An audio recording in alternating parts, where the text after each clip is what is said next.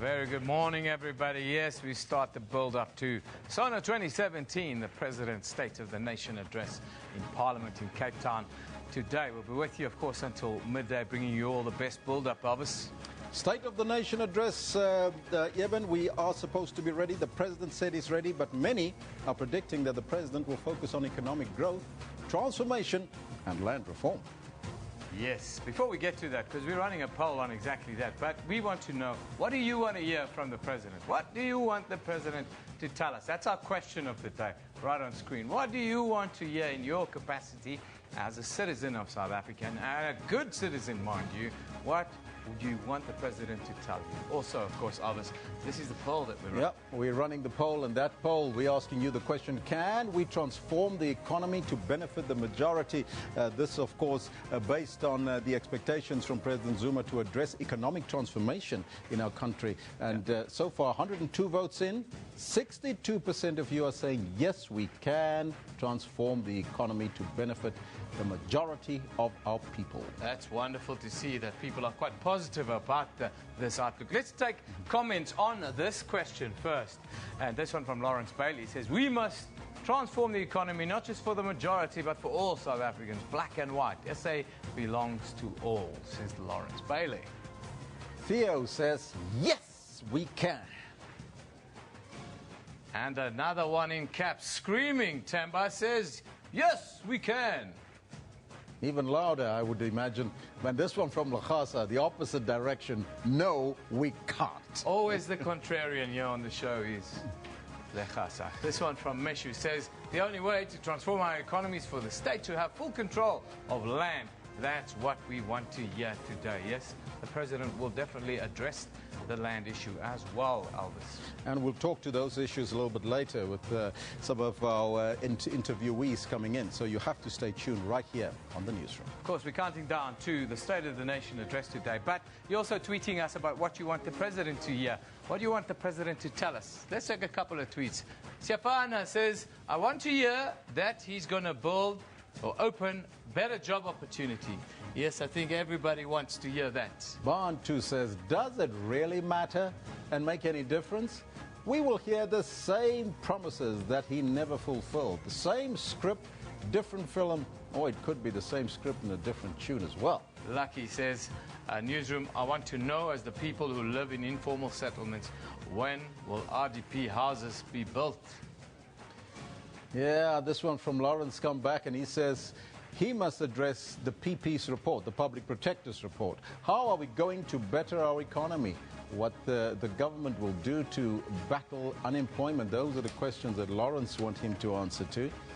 Yep, we want jobs, jobs, jobs. That's been the mantra for the last couple of years. Of course, economic slowdown around the world hasn't really helped South Africa's outlook, but we'll talk about that and other economic issues and transformation shortly. But first, Elvis is going to give us the top stories.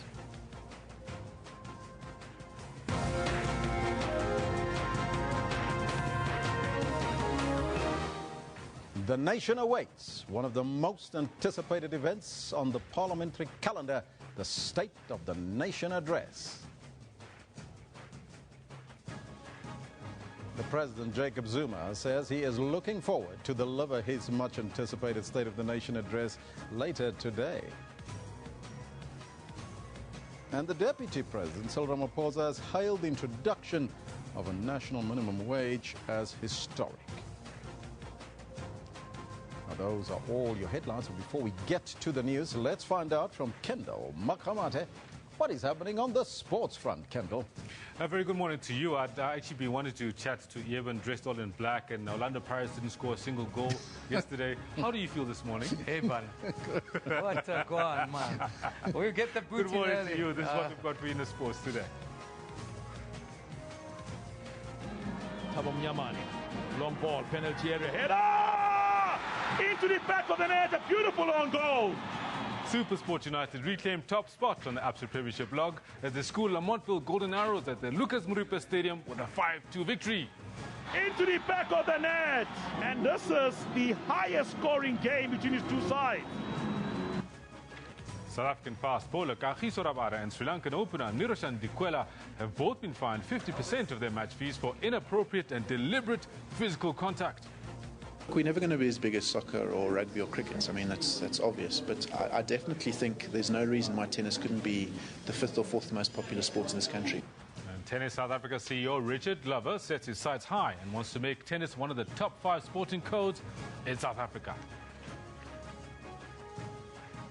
All this and more later on in the Sports Bulletin at 10:40. For now, it is Elvis who's got the news for you. Stay around. Thank you, Kendall. Top story this morning. President Jacob Zuma says he's looking forward to delivering his State of the Nation address later today. The president hosted his guests at his residence in Genadendal for high tea. Among the invited guests were struggle veterans, people who have made a difference in their communities, and young leaders. The president also conveyed an award to Miriam Makeba, posthumously given by the Kenyan President Uhuru Kenyatta.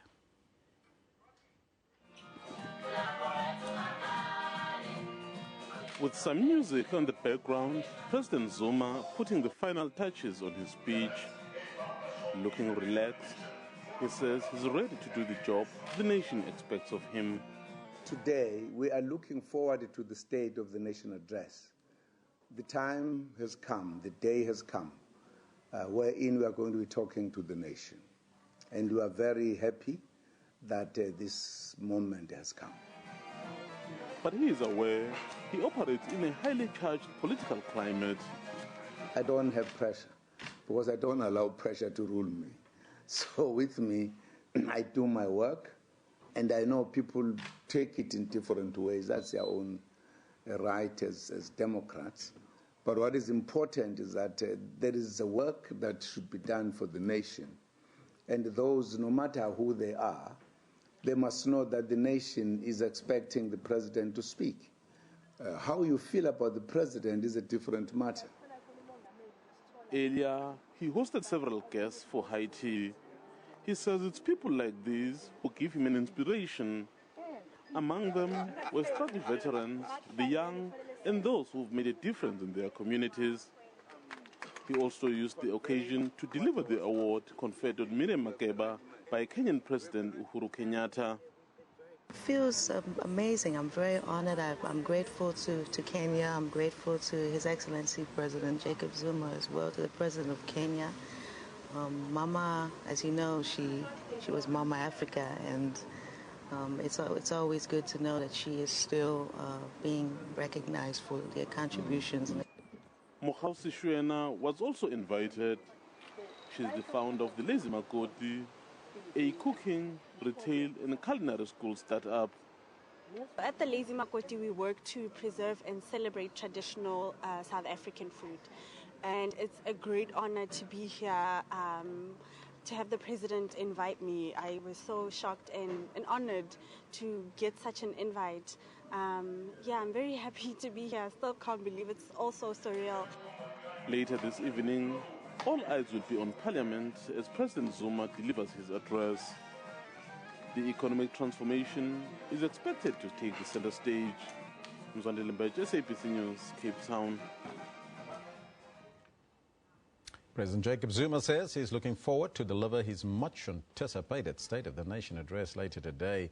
That speech will be dedicated to the ANC's longest-serving president, Oliver Reginald Tambo, who would have turned 100 this year. The president has been busy with some final touches to his speech at his official residence in Genadendal in Cape Town. He also welcomed guests for high tea at his official residence in Genadendal. They included a founding member of Umkhonto weSizwe, General Ike Mapato, and members of the Tambo family as well as the Makebas. President Zuma also presented the late singer's family with an award. Now, as you know, President Jacob Zuma is going to do that State of the Nation address at 7 o'clock tonight. The president talked to SABC earlier, and of course, this is what he had to say while he's adding his final touches to his speech at his official residence there in Genadendal.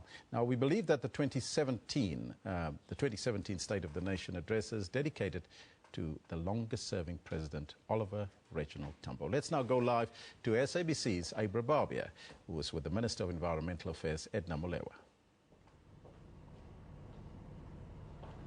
Elvis, yes, earlier you mentioned that It is a highly anticipated speech. Everybody has their eyes on what the minister has today, and of course, on what the president has to say today. And of course, ministers in the various portfolios are also wondering what exactly will he say that will directly affect their departments. So with us right now, I have the Minister of Water and Environmental Affairs, Ms. Minister of Environmental Affairs, Ms. Edna Molewa. Ma'am, thank you so much for joining us. What is it that you are going to be listening out for today as the minister?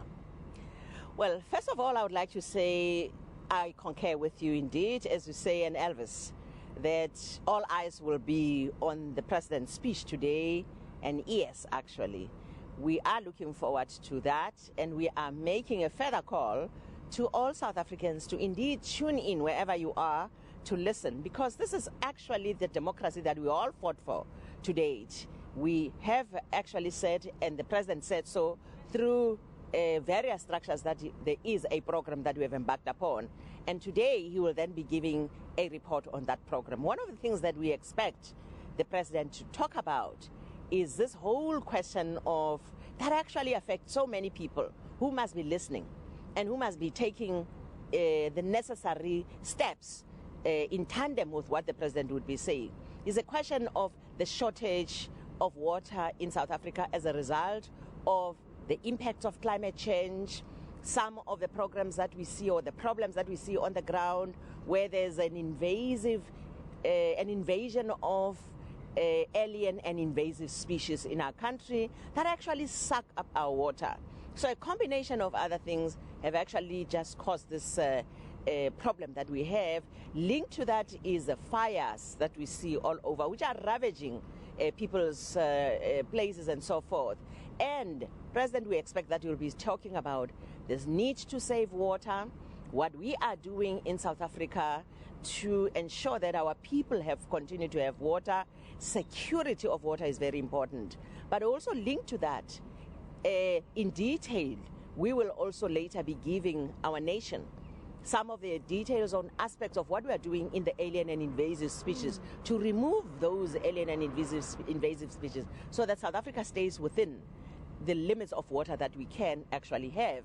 So that's what we expect. And that is a program that speaks directly to the lives of the people, to the survival of those who do not have water in this country. So we're really expecting him to go at length in that regard, but also to say what is it that we are doing in the space of infrastructure as government, speaking to the people's needs, obviously. So that's what makes it very important for people to see and to know what is coming out of this report.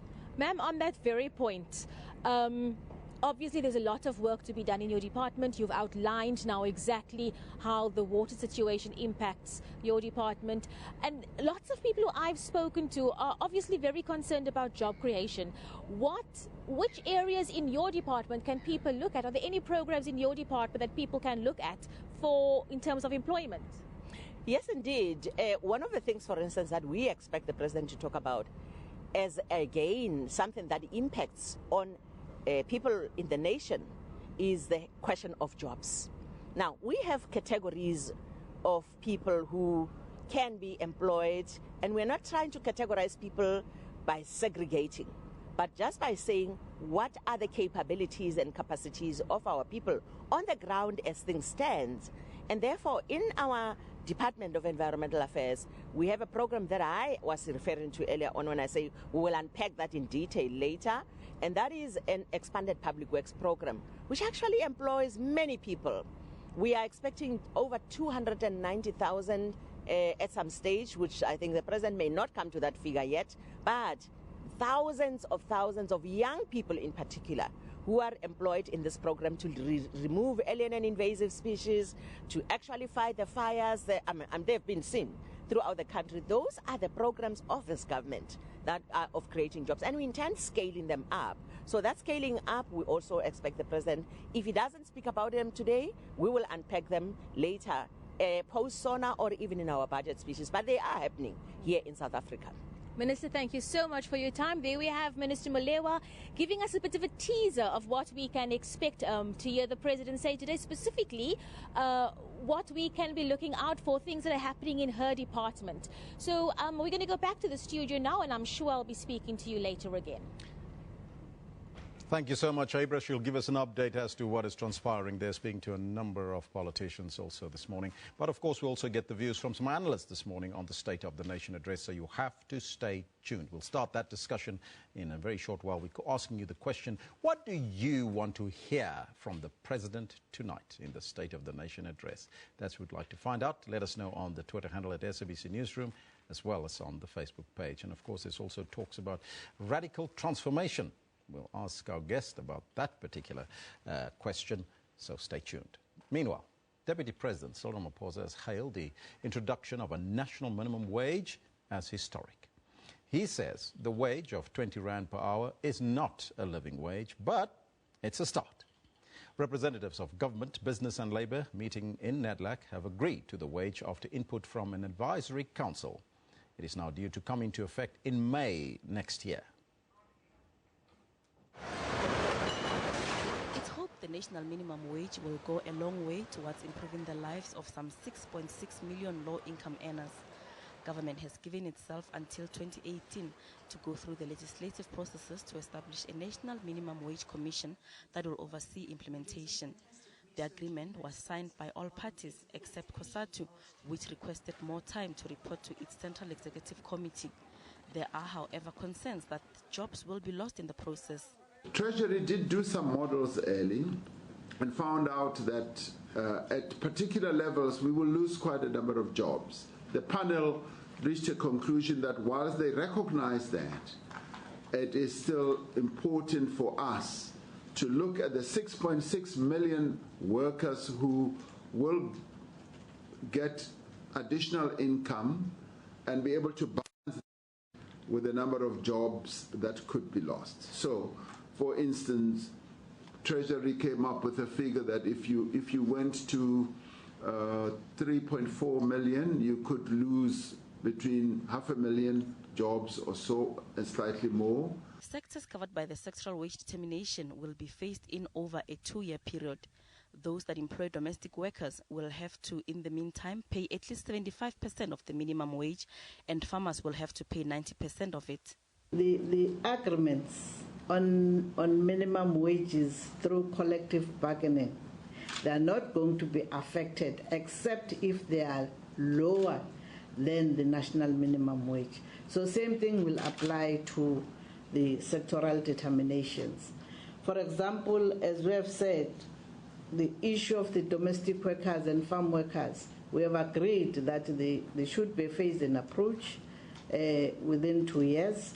So that will be the process, because we want them also to be part of the national minimum wage. Businesses which find it difficult to comply with the minimum wage will have the option of asking for an exemption. Gloria Stofakomosi, SABC News, Johannesburg. Now, yesterday we asked you that question. How do you view that 20 rands per hour, the minimum wage? And Eben has got some thoughts on what you had to say yesterday in relation to our question, Eben. Yeah, of course, 20 Rand an hour. Everyone's had a lot to say about 20 Rand an hour. You know, there have been reports coming out about some farm workers in the Western Cape even paying their workers as little as 6 Rand a day. 6 Rand a day. Never mind 20 Rand an hour. So when we look back at what you guys tweeted us yesterday, let's start with Victor. He says this 20 Rand an hour offer is too small. Could it at least be 25 Rand? I mean, an increase in consumer expenditure is crucial currently, says Victor Zwani, trying to put it into context. Tando comes and he says, in the absence of the perfect compromise, 20 Rand per an hour is something that we can live with, says Tando. Kolani says, 20 Rand per hour is not enough. The cost of living is too high. They must double that amount to 40 Rand, he says. Then Gabriel says, 20 Rand is nothing for 60 minutes. They should increase it maybe. 50 Rand, that's enough.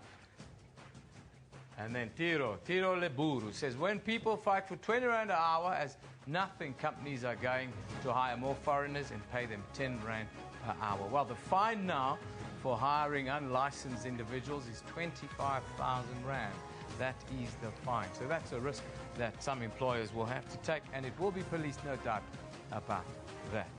Of course, let's just go quickly on social media. Have a look, of course, Sona 2017. That's very much on everyone's mind. The State of the Nation address is set to begin today.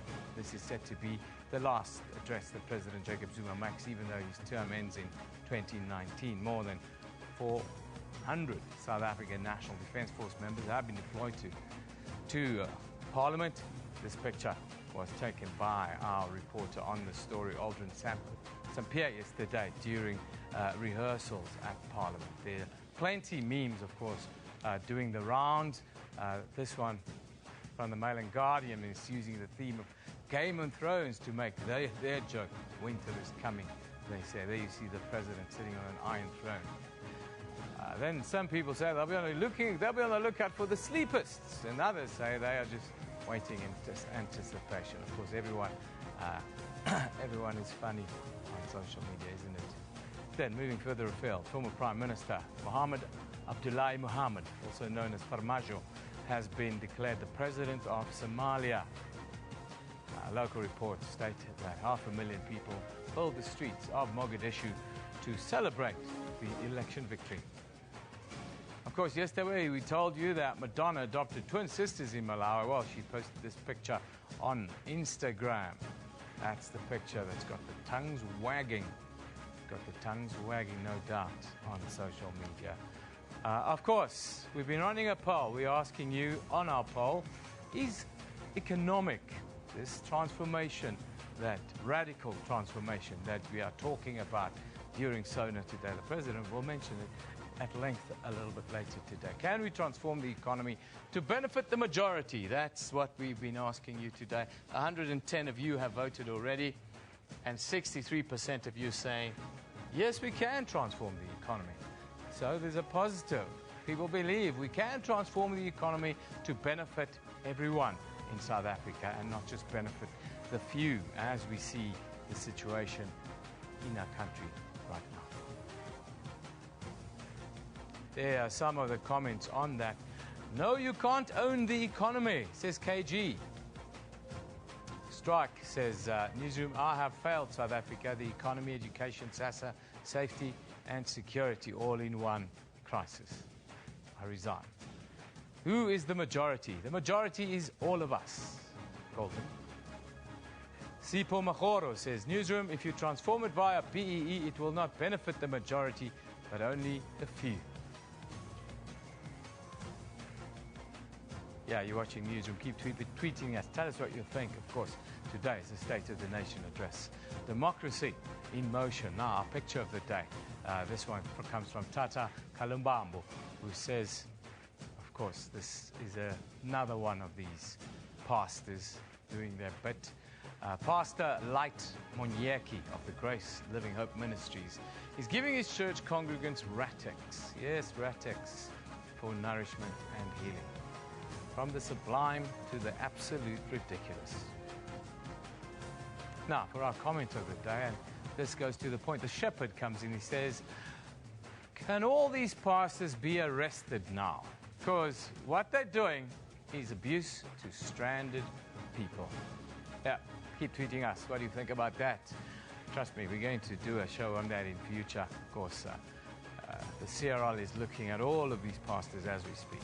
But let's take a look at what's happening in the courts. Very quiet day. Of course, it's State of the Nation address. But here in Johannesburg, defense witness Solomon Mashamaite is expected to continue being cross-examined in the High Court. This in the trial of suspended crime intelligence boss Richard Mlulu and his co-accused. They're facing a range of charges relating to that 1999 murder of Opa Ramugibe. These include charges of intimidation, kidnapping, assault, and defeating the ends of justice. Down in the Western Cape, a potential landmark case over the illegal occupation of private land by thousands of land invaders is expected to continue in the Western Cape High Court. Now, 7 landowners at Philippi on the Cape Flats are requesting the court to order the city of Cape Town to buy the land, as eviction would be near impossible given the sheer number of occupants. About 60,000 people are living illegally on 45 hectares of what is called private industrial land. Also in Cape Town, the Ford's Court application to access police dockets on the death of a man who succumbed to a fire in his Ford Kuga is continuing in the High Court. The company submitted an affidavit to the court asking to see the results of police investigations into the death of Rachel Jimmy, who died after his vehicle caught fire in Wilderness area in December of 2015. Keep you updated on that story. It's been very much in the news here in South Africa. We're going to take a short break. When we come back, we'll talk to Professor Dirk Kotze about his expectation for Sona 2017, but also radical economic transformation. Is that possible? Don't go away.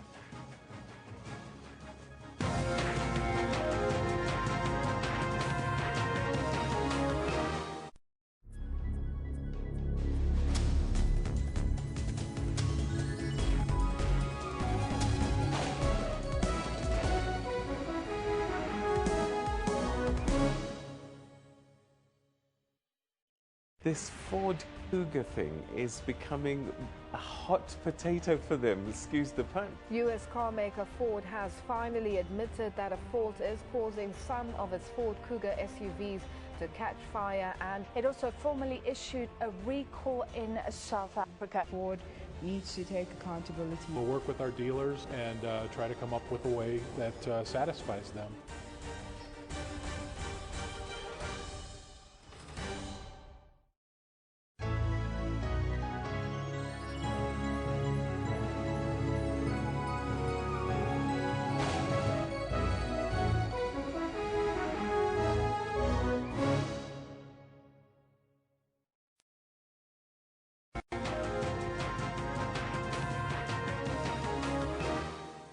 President Jacob Zuma will this evening deliver the 2017 State of the Nation Address, or Sona, to the joint sitting of the two houses of Parliament, the National Assembly and the National Council of Provinces. The President needs to address a range of issues from education, economic transformation, corruption, safety and security, health and many other challenges facing the country. He's also likely to reflect on government's achievements and what needs to be done in future. Now, to discuss the politics of Sona, we are joined in studio by Senior Lecturer at the Department of Political Science at UNISA, Professor Dirk Kotze. Very good morning to you, Professor, and welcome. Thank you. Thank you. First and foremost, what are your expectations from Sona 2017? Well, first of all, that's what I would like to see, but not necessarily what will be there, is something more of a vision for South Africa. Over time, President Zuma has become more of a pragmatic person in terms of the delivering Sona. It's more about government achievements or government's performance, as well as a program of action for the coming year. But if you think back to President Mbeki, all his ideas, concepts about the Renaissance and about African agenda, he presented in his Sona speeches.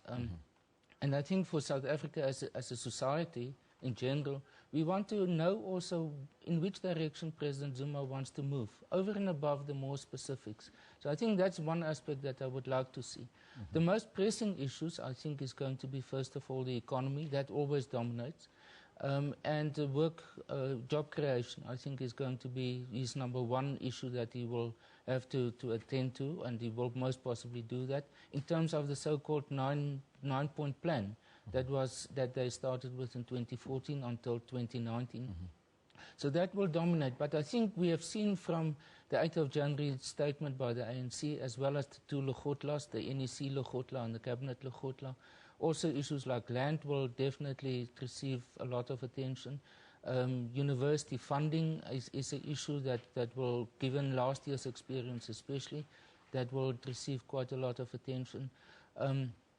And then social matters in general, I think is going to be. But what President Zuma normally does is he goes actually through most of the portfolios of his cabinet, and he presented some specific points in each case. But I think these are the ones that will possibly receive most attention. Plus then obviously the point that many people are referring to now, what they talk about as radical economic transformation, which has obviously quite a number of elements within that. We're going to talk in depth about radical economic transformation, because that's the focus. But already there are some murmurings and misgivings from the opposition party saying that the president uses Sona to make a number of promises and there's no delivery. Your thoughts on that? Yes, there are some, especially if we think back about last year's one, for example, he talked about the establishment of a state-owned pharmaceutical company. We haven't seen much of that yet. In past Sona speeches, there was that dominated really industrial development as well as infrastructural development. Now, we've seen some of it. Yes, there are long-term projects, so you can't expect immediate results. But in many respects, some of those things we haven't yet seen a final implementation of that. So I think often it's seen rather as a wish list than really as a list for direct implementation within the 1 year. Now, in relation to the much touted radical economic transformation, is this political rhetoric, you think, or is this perhaps a genuine push for change in South Africa? You know, the word radical is something which is very much associated with the ANC's history. It's in a sense saying, you know, we refer to documents like the Freedom Charter and even the RDP to justify what we want to do. But if you look at the list that they've provided after the NEC, Lekgotla, it's matters that's already in the pipeline. It is the minimum wage that's at the moment very much in the news. It is about the land issue. It is about the mining charter. It's about better management of the state-owned enterprises. So it's not something that's there that hasn't been there before. It's rather saying we come from a history as a liberation movement. Our mandate, because of that, is a radical transformation of society. And what we are doing, we put within that framework. So in that sense, it is more rhetorical, but it is meant in order to say we are still in line with our own history. The much talked about economic transformation also relates to white monopoly capital, and it's also always been referred to that the economy is still in white hands, and of course, although the ANC has got political power. Does it then say to us that this will perhaps promote economic stability and create an economic sphere for all the residents in South Africa?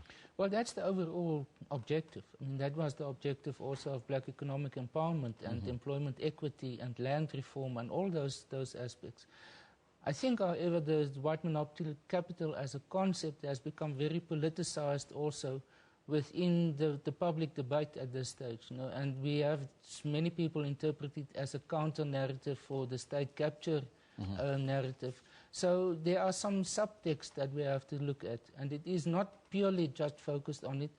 No, the party that really started with this concept was the EFF. So many people will say the ANC's emphasis on this is also as a response to the EFF, for them not to have a monopoly in this area of radical changes or transformation within the economy. But if you look at it from a sort of objective point of view, then it is obviously something which is highly important for the future of the South African society and the economy, that there must be a restructuring of it. Well, talking, you also want to pose a question there, even from that side. I wanted to ask the Prof about the threats around Parliament. We've seen the run-up to it, talking about militarization. We've seen the media not being happy this week. Are you surprised by that kind of thing? And what's your expectation to happen in the House tonight? We've seen lots of threats being made once again. Well, first of all, I think we can expect that the EFF will do their utmost best in order to continue with their tradition in Parliament. There was, in the last year, there was also the student demonstration. So as a result of that, there is sort of a more of a security approach to Sona developed.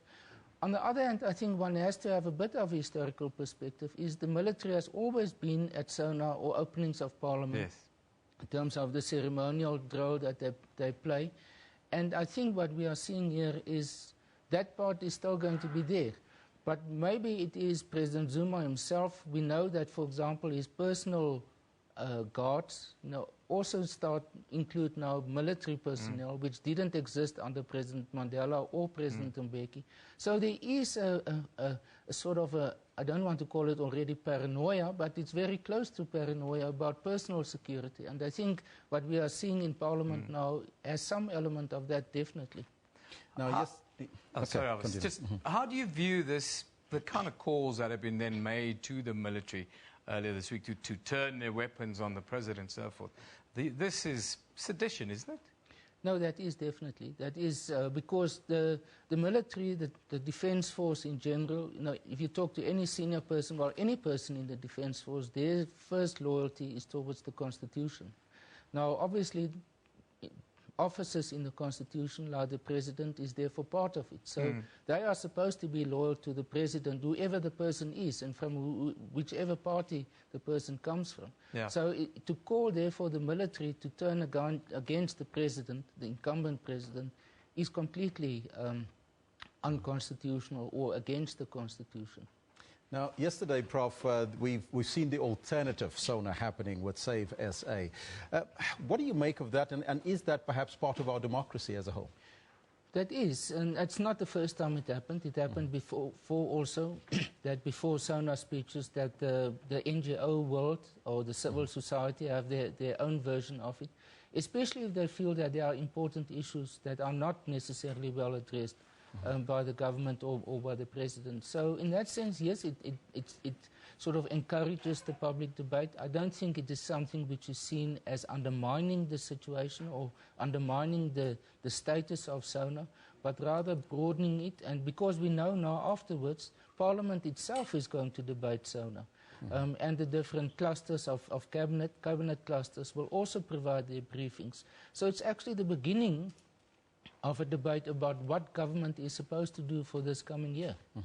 Now, this is President Jacob Zuma's last address to Parliament. He's not going to be the president of the ANC or the country coming in 2019. Do you think that this particular speech will be perhaps a legacy, a speech that will cement his legacy for the future? Well, I'm not sure whether one can say this is the last one, because he's still going to be, except if there's some or other intervention or he resigns, but he's still going to be the president for 2018 and 2019. Sorry, it's the president of the ANC, I beg your pardon. Yes. So he's still going to present 2 Sona speeches in the 2 coming years. As the ANC, yes, but one should understand that the Sona speech is a government speech. It's about the state. It's not about the ANC. So he will have his opportunities to present his speeches in his capacity as the ANC president later this year and at the end of the national conference also. So I don't think one should interpret this as actually an ANC speech, but rather as a government speech or as a speech by the head of state.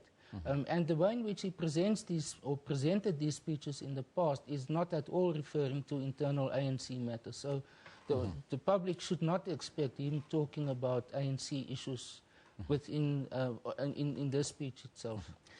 Prof, I thank you so much for joining us here in studio and giving us some clarity on the State of the Nation address. That was Senior Lecturer in the Department of Political Sciences at UNISA, Professor Dirk Kotze, joining us. Well, we continue our discussion. Let's go over to Evan to take a look at global matters first. Yeah, just don't forget to tweet us what you think about what's your expectation, what you want to hear from the President. But before we get there, this is the question of the day. What do you want to hear from the President a little bit later? Of course, the President will take to the podium at around 7 o'clock this evening. It'll be live on this very channel, and we'll start our build-up at about 3 in the afternoon, live on SABC News.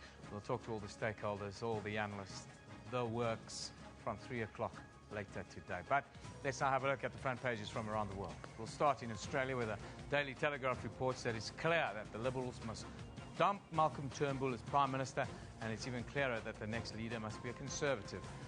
Then moving to New York, the Wall Street Journal says hundreds of firefighters protested in Athens yesterday, saying that a third of their jobs are at risk because of hiring restrictions tied to Greece's bailout conditions. Finally, in China, the South China Morning Post reports that a group of China specialists in the United States has urged the administration of President Donald Trump to work with London to ensure Beijing respects the autonomy of Hong Kong. Interesting development there. Now, let's go to our Facebook page quickly. Let's have a look at what you can see on our Facebook page. Don't forget to like the page, because, then you get all the latest in your feed. One of the defense witnesses in the trial of suspended crime intelligence boss Richard Mdluli says he broke down when he was forced by the Hawks to implicate Mdluli in an attempted murder case. Then, rabies disease outbreak has been detected in Schweizerenica and Bloemhof in the northwest. More than 20 herd of cattle have died already. Finally, major road upgrades and new construction is headed for the Eastern Cape. It will provide major economic boost for the region that is not universally welcome. This includes the building of the Wild Coast Toll Road that will link East London with Durban, and also the upgrading of the existing N2 in the area. All of those and more on our Facebook page, or you can go to sabc.co.za/news for the very latest. Also at SABC News Online for faster updates on Twitter if you want. Follow our digital team. They do great work. Now, of course, don't forget, our question to you has been, what do you want to hear from the president? Let's have a look at what some of you out there are thinking. And, well, you can hear it quite loud, actually. Elvis Steenkamp. We've got another Elvis with us. He says, will President Zuma at least be in the Free State? Welcome into Abong to address the issues of sewage and unemployment once. Now, the president will be in Parliament today. Sataiva says, Newsroom, yes, socialism, community-based co-ops funded through government procurement, services, tenders, rural and township economy. That's what Sataiva wants to hear about. Bekasa comes, I wish the president could outline the drug issue. Fees must fall, unemployment rate, corruption by some ANC members, says Alejasa. Then Jeff Marrett comes, he says, economics doesn't work that way. You can't fill a glass from an empty jug, he says. Sonmabile says, President must also talk about racism, jobs, and about the minimum wage of 3,500 Rand. Of course, if you know about it, the Human Rights Commission, well, they've got special hearings about racism on social media. We've seen racist memes again this week. We've seen racial attacks on some of our traffic officers even. So next week we'll look at that issue, because the Human Rights Commission dealing with racism in social media particularly. We're going to take a short commercial break. You're watching the special Newsroom Sona Outlook for 2017.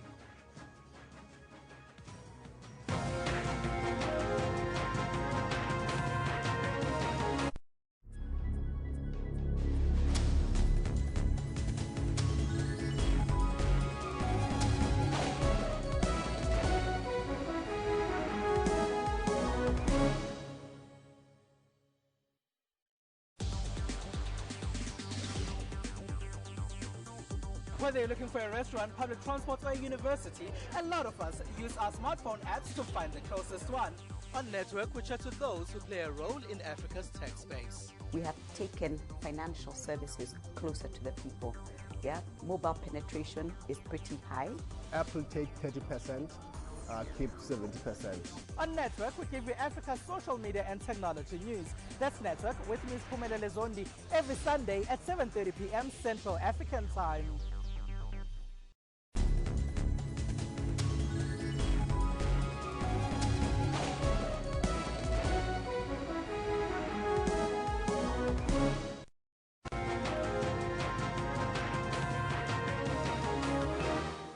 State of the Nation address this morning. Students have called on President Jacob Zuma to deliver a clear plan for the higher education sector, particularly on the fees issue. Now, although the 2017 academic year has gotten off to a relatively smooth start, students have made it clear that the call for free education still stands.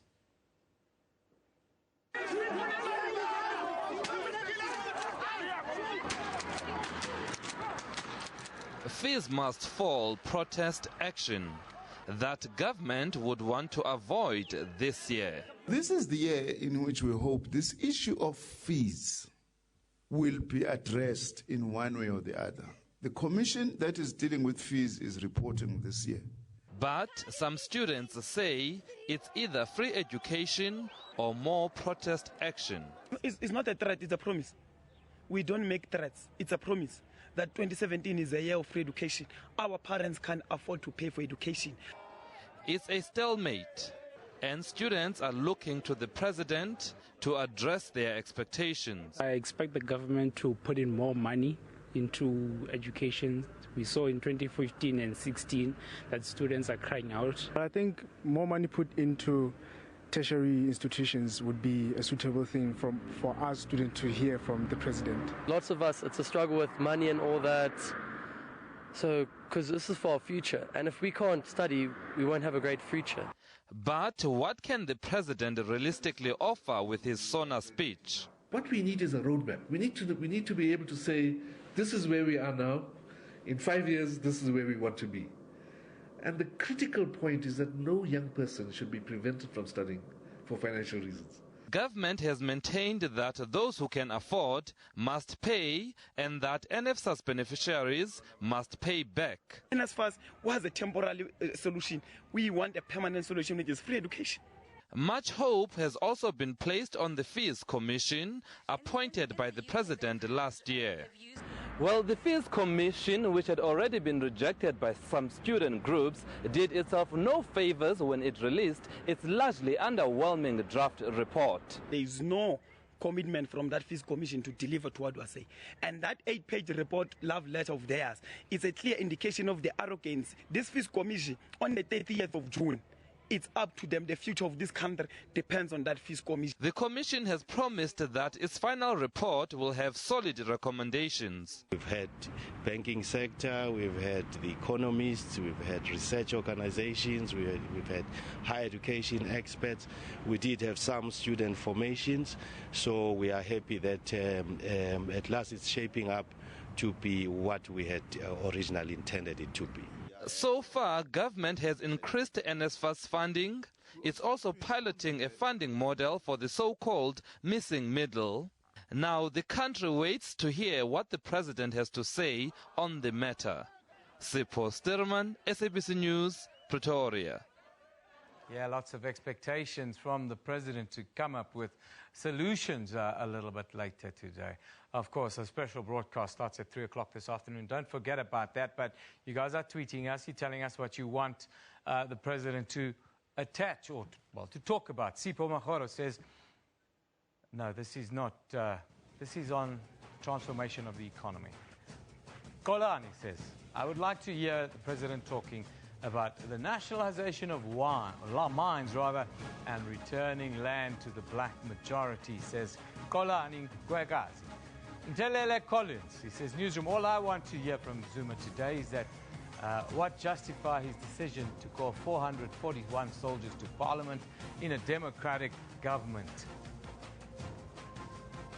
Kolani comes back, he says, I'd like to hear him talking about making education the priority by making funds available to all deserving students.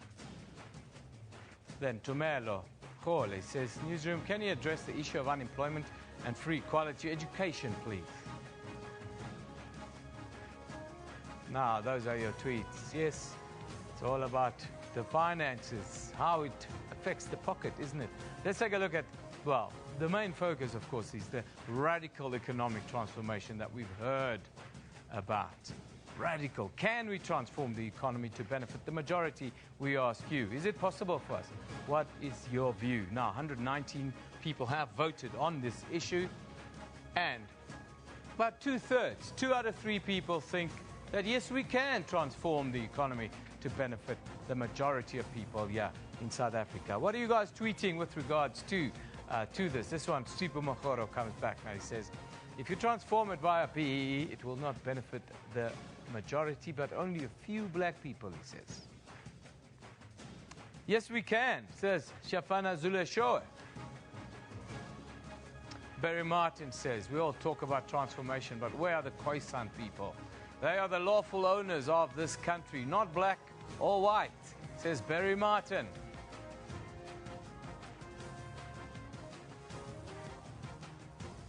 Those are your tweets coming in today. Keep it coming. We love hearing from you here on the Newsroom Show. This is your platform to interact with us. Kendall Mahamat is here that weekend. Should we go this way? All right, let's do that. Yeah. Let's talk about the ABSA Premiership. You got me on the hop there a little bit earlier, of course. The great Orlando Pirates could not score a goal last night. And you've been ribbing me the whole morning. Well, look, the reason I thought I'd bring it up is because the season has just restarted from the very long hiatus. And a lot of people have been looking forward to see what is going to happen with the log. And a lot of Pirates are sitting at 10th. right?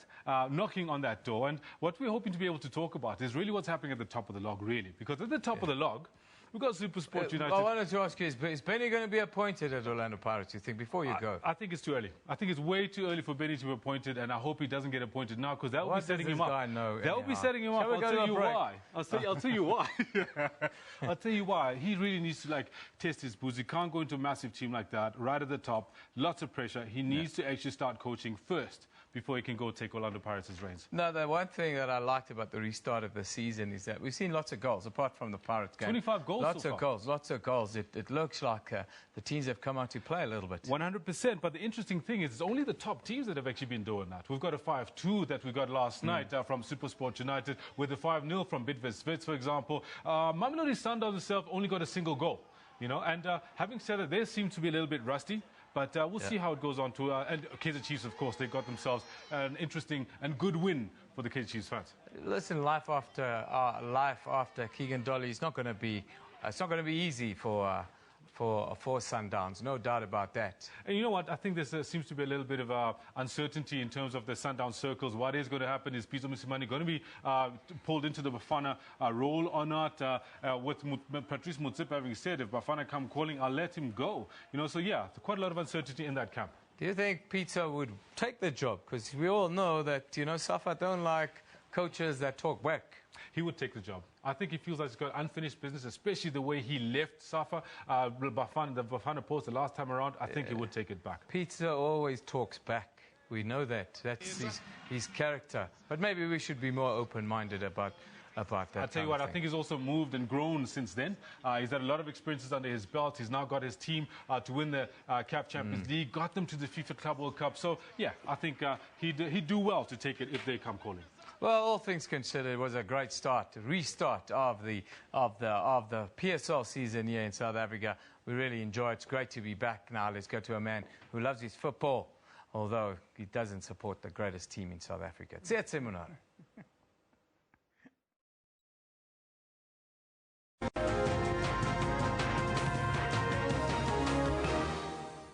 Hello there, welcome from the weather desk. It is going to be quite a hot day towards the Western Cape province, where all focus is for today and possibly tomorrow as well. You know, the rest of the week is just going to be everything state of the nation. Yes, over the Western Cape province, it is going to be quite hot. Temperatures for Cape Town at 29 degrees. But I want to bring your attention to what's happening in Madagascar. Heavy rainfall is expected there, so do you expect downpours, especially along the southern part of Madagascar. We're expecting that the heavy rainfall between today and Friday and possibly into your weekend as well. Again, rainfall towards Mozambique and the northern part of southern Africa, going all the way towards Namibia. Do expect up to 60% chance of rain, and it moves all the way towards the northern parts to the DRC. Much of the southern part of the DRC should see some good chance of rain over the next couple of hours, but slightly less towards the southwest and also along the eastern side. Do expect possibilities of clear conditions and hot and dry conditions for the northern Cape as well as the western Cape. Those could lead to fell fires in these areas, so please just be extra careful there. You know, it can destroy some natural habitat and also some houses along those parts or any other property. So please be extra careful there. Sutherland, a maximum of 32, 29 for Cape Town and 27 for Port Elizabeth. Bloemfontein at 31 degrees. Generally hot day along the central and the western side of South Africa. Up north into Zimbabwe, do expect widespread showers from the northern parts right through Harare and going out towards Malawi and the northern parts of Mozambique. We're expecting rainy conditions there for the next couple of days. It's going to be quite a wet weekend for all those that are going to be along West Africa, starting from Brazzaville, Kinshasa, going all the way north. But it starts to clear for Banjul, usually quite dry along those parts, including Juba. You can see temperatures are quite similar there, 38 and 39. A bit of a hot day for the eastern side of Central Africa. Mombasa at 30 degrees, 30 for Dar es Salaam, and Mogadishu at a maximum of 31. And no chance of rainfall is expected right across the central parts. It's basically just going to be quite clear and a bit of rain along closer towards the equator. Basically there, that's what you should expect. For all those that are going to be towards Morocco, rainy conditions. Yes, it's been showing a good signs since the weekend, but it never really materialized. So hopefully today the rainfall will come through. Mecca over the Saudi Arabian region is at 31 degrees. Some partly cloudy skies for Riyadh, but cool weather for Baghdad at a maximum of only 9 degrees. The rest of West Africa is going to be nice and warm. 37 for Niamey as well as over Bamako, and we've seen those lower 20s towards Marrakesh. 26 towards Dakar and just along the coast again. Just do expect slightly warmer conditions there with a little bit of showers coming in throughout the day. That's it from the weather side, but stay tuned, there'll be more later.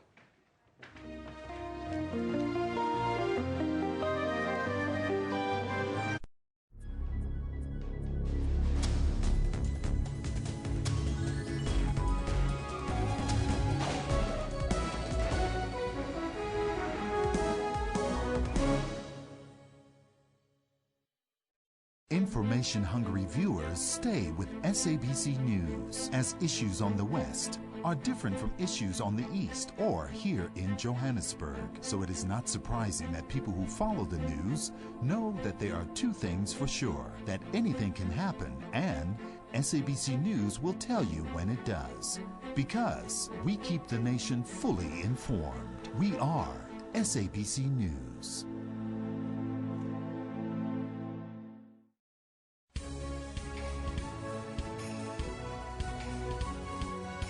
1.4 billion rand was raised to build the institution. Additional funding came from ordinary South Africans. It's been heartwarming to have seen the project from 2009 when the first attending happened to see it today being completed. Indeed, this is going to be our benchmark going forward. It's just been incredible. Jammeh has said in the past that only Allah can remove him from office, and once claimed he would rule the tiny riverside West African nation for 1 billion years. We are going to win this election. Even if we avoid a downgrade, we're still hovering very dangerously close to junk, and that'll of course affect markets next year. Our markets are actually already punishing us for a downgrade that may or may not come. Woods made a blistering start but eventually slumped to a 1 over par 73 and is 9 shots behind the leader and his compatriot JB Holmes. You know, I just made some really, if you look at it, some really silly mistakes. Mistakes I don't normally make, but I hadn't played in a while, and you know, unfortunately I made those mistakes. I can clean that up.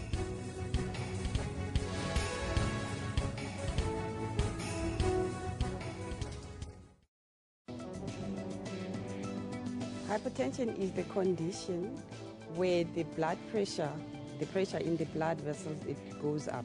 We often come out at the top of the ladder having the worst numbers, and I think that's because we almost have what I can call a perfect storm of high blood pressure risk factors. If you are diagnosed with hypertension, you just have to continue taking the medication for the rest of the life.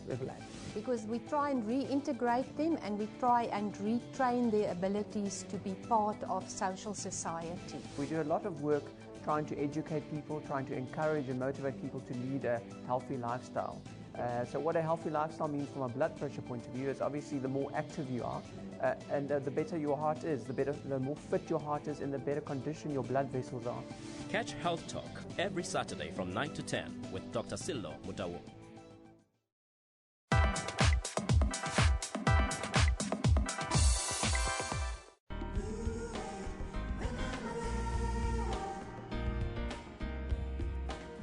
The act of travel is an eye-opening activity that not only expands your view but is a major part of any country's economy.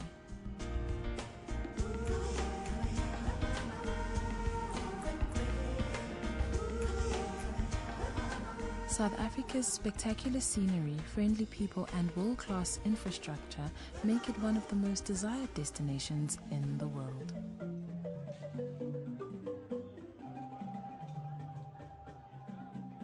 Despite tough global economic conditions, the tourism sector is steadily growing. But the idea that one has to go far in order to explore is quickly changing as the sector encourages local exploration. South Africa's history has been one of confrontation, but is now also known as one of reconciliation. World-class sites have been established to commemorate the country's past and celebrate its newfound unity. An area of tourism that is often overlooked is the question of the arts and tourism. Although many cities have not taken advantage of this element to attract international visitors, the domestic artistic tourism is fast becoming a key drawcard for local exploration. A-grade exhibition centers are creating modern spaces to showcase what makes up the African expression. A good dose of creative capital is playing a major role as entrepreneurs create new and exciting ways to sell their products, thus creating new vibrant local spaces that are changing the face of our communities. South Africa has earmarked tourism as a key sector with excellent potential for growth, and a vast amount is being poured into changing the face of our spaces, making them vibrant, urban and exciting.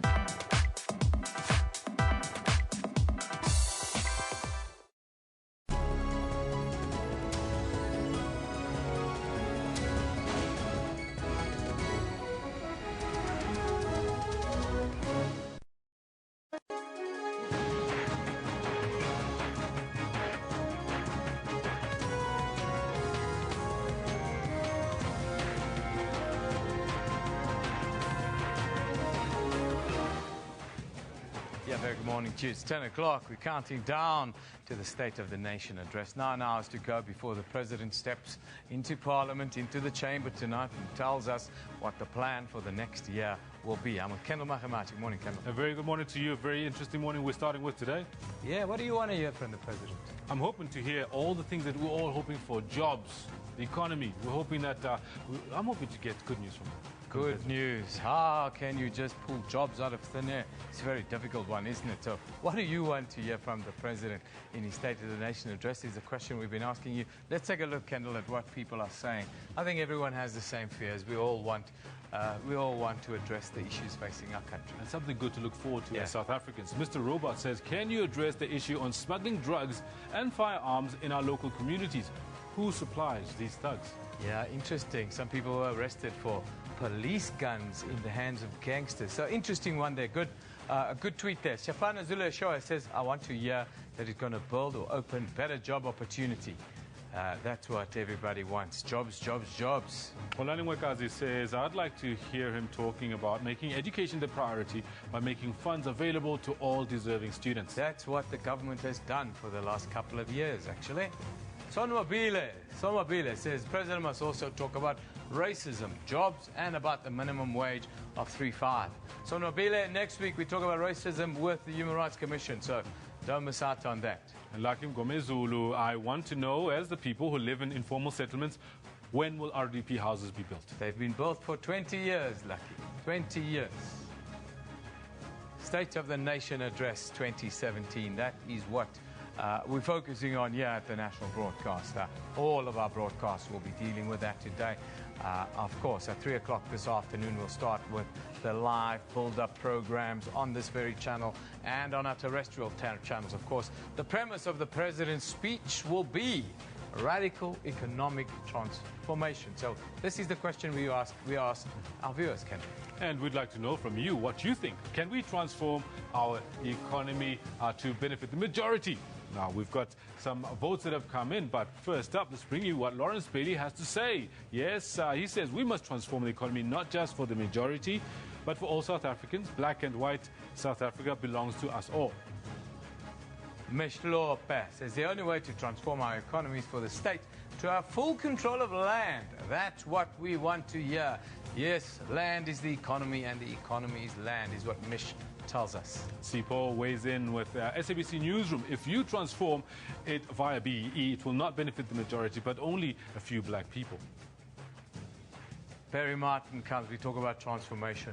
But where are the Khoisan people? They are the lawful owners of this country, not black or white, says Barry Martin.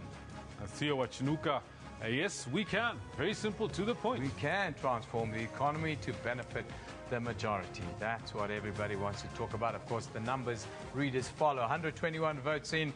2/3 of you are saying, yes, we can let the economy benefit everyone. Of course, you saw in a recent poll, recently before we went to Davos, of course, 3 men in South Africa have as much wealth as half, the poorest half of the nation. Sad, but true. That's the inequality gap that we have here in South Africa. We'll talk about that in the next hour and then the hour after that. But first, let's take a look at our top stories right now.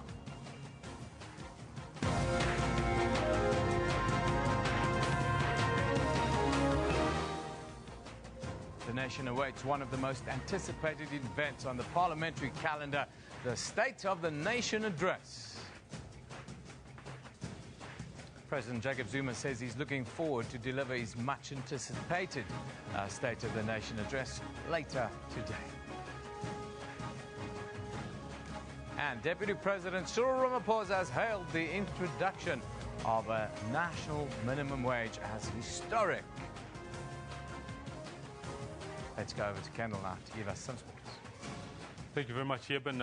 Big morning this morning, all awaiting Sona, but having said that, we still have sports that's going on. Good precursor to the weekend, but up to Premiership action firing on all cylinders. Good morning to you. This is what we've got for you in the sports today. Long ball, penalty area, header! Into the back of the net, a beautiful own goal! SuperSport United reclaimed top spot on the Absa Premiership log as they school Lamontville Golden Arrows at the Lucas Muripe Stadium with a 5-2 victory. Into the back of the net, and this is the highest scoring game between these two sides. South African fast bowler Kagiso Rabada and Sri Lankan opener Niroshan Dikwela have both been fined 50% of their match fees for inappropriate and deliberate physical contact. We're never going to be as big as soccer or rugby or cricket. I mean, that's obvious. But I definitely think there's no reason why tennis couldn't be the 5th or 4th most popular sport in this country.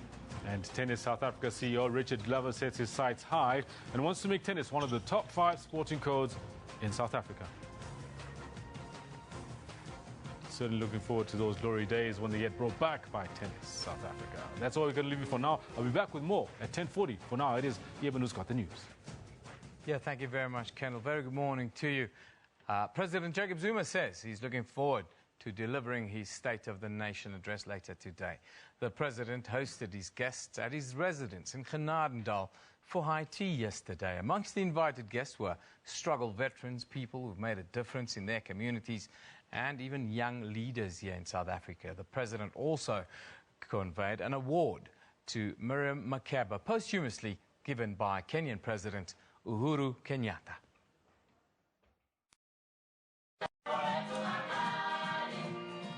With some music on the background, President Zuma putting the final touches on his speech. Looking relaxed, he says he's ready to do the job the nation expects of him. Today, we are looking forward to the State of the Nation address. The time has come, the day has come, wherein we are going to be talking to the nation. And we are very happy that this moment has come. But he is aware he operates in a highly charged political climate. I don't have pressure because I don't allow pressure to rule me. So with me, I do my work, and I know people take it in different ways. That's their own right as Democrats. But what is important is that there is a work that should be done for the nation.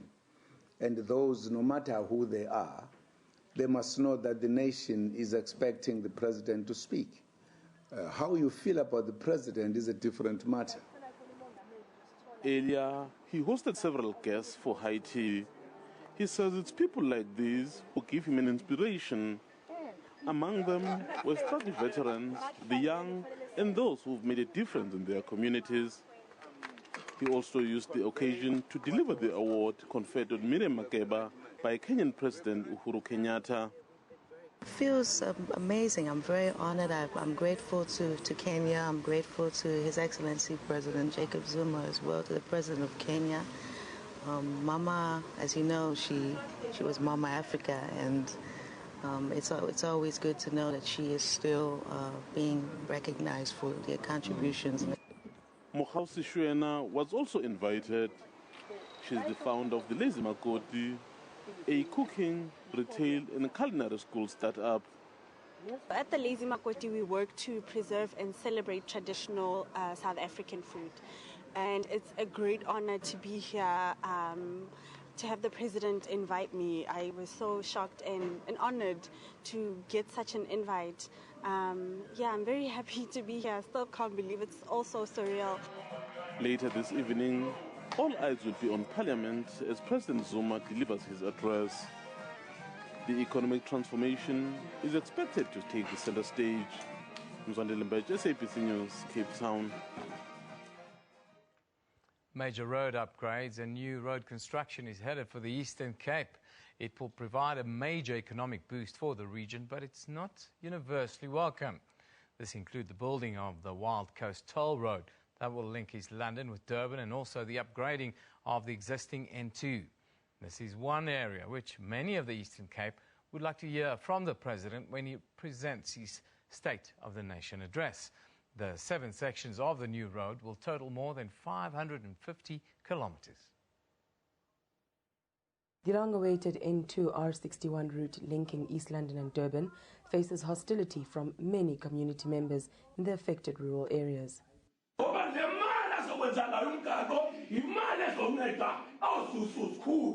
The proposed new toll road is said to bring development to needy communities. The heart of their rejection are environmental hazards, exploitation and destroying of what they hold close to their hearts, their forefathers' graves and land.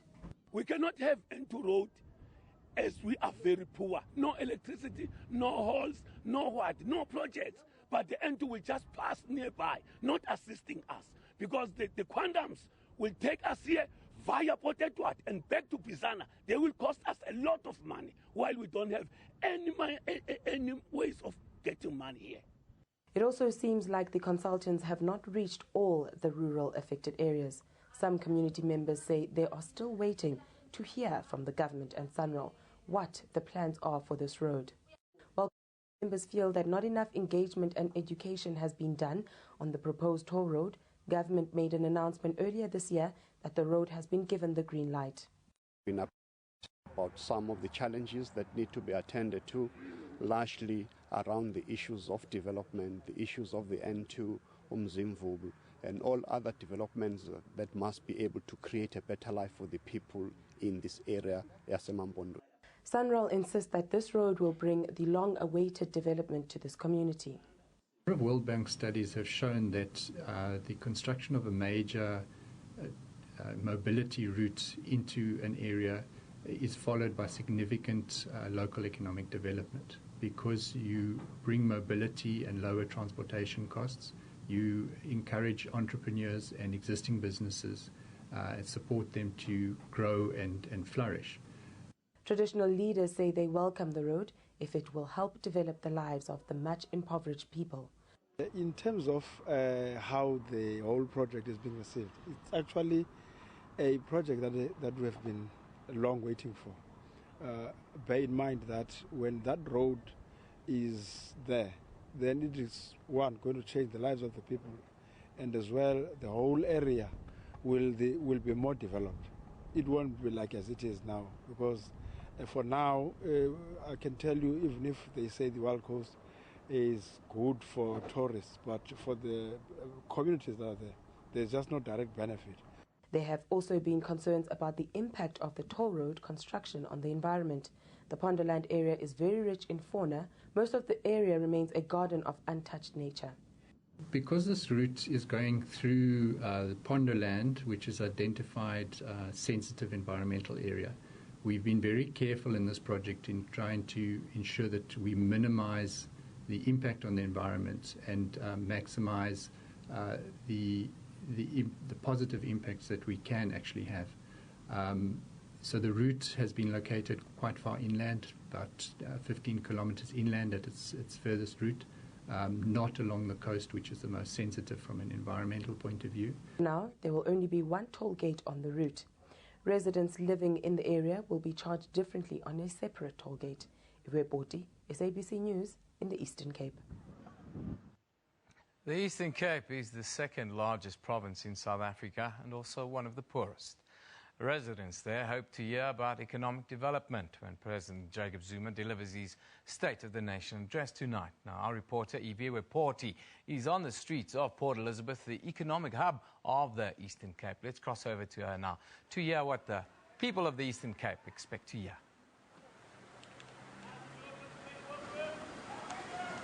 Well, definitely welcome. We're crossing to you live from the Eastern Cape in Port Elizabeth at the Pier 14 taxi rank, and I'm coming to you live with our cameraman Richard Somlota. You will remember that within the Eastern Cape there's about a population of almost 7 million people. We contribute about 13% to the percentage, of people within the country. But when it comes to the GDP, unfortunately, we're only contributing about 8%.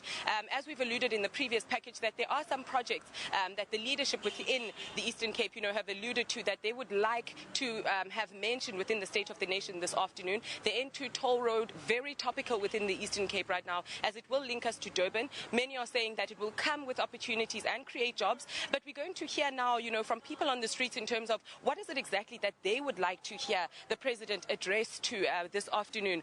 Good morning, sir, and how are you? I'm fine, ma'am.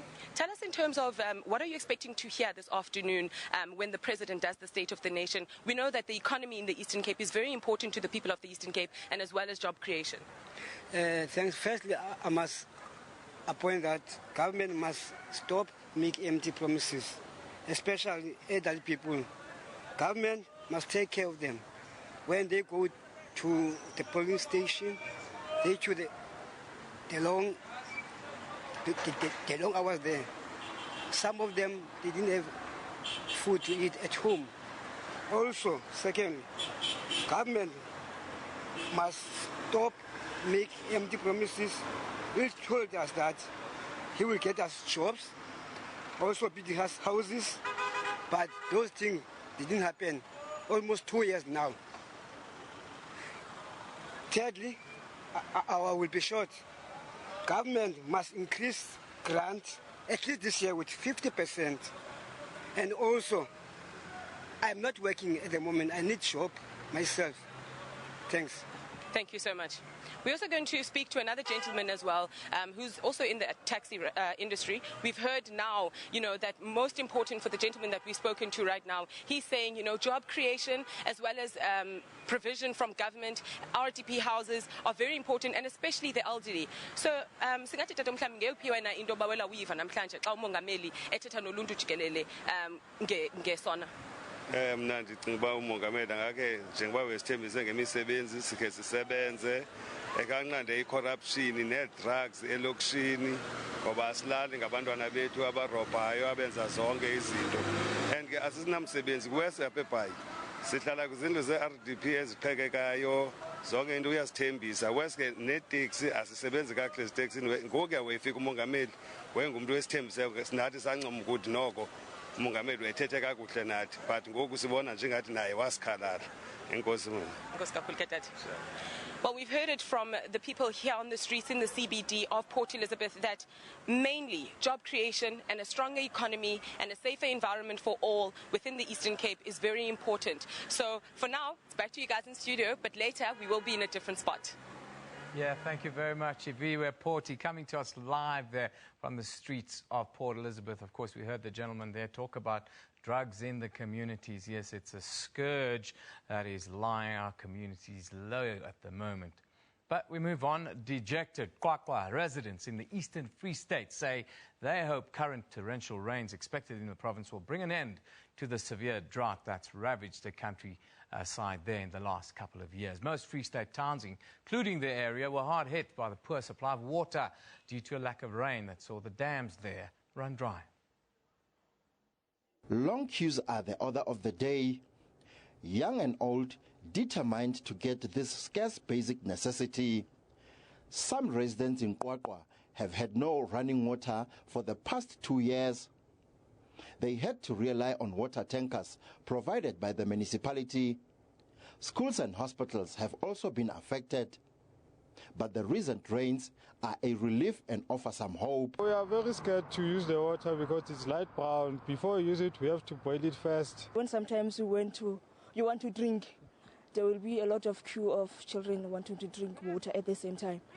The Fikapatso Dam is one of those that experienced slight improvement. Residents rely on this dam for 80% of their water supply, but its dryness is visible. The Maluti Apofung municipality says despite heavy rainfall, more downpours are still needed. We must make sure that we fight for water restrictions make sure that our community comply, and these people who are using car washes, we as a municipality must regulate those car washes, because at the end of the day, they are consuming a lot of water. The Water and Sanitation Department has encouraged residents to use water sparingly. Thabiso Khadebe, SABC News, Kwakwa. Now, the residents from Maluti Pofong municipality in Kwakwa say they still challenged with unemployment there. The area is one of the poorest in the province, with more than 50% of young people there unemployed. Pumelele Mlalane joins us now for the latest to tell us what the people in the Eastern Free State want to hear tonight.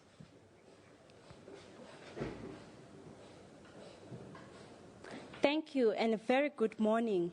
We are currently coming from you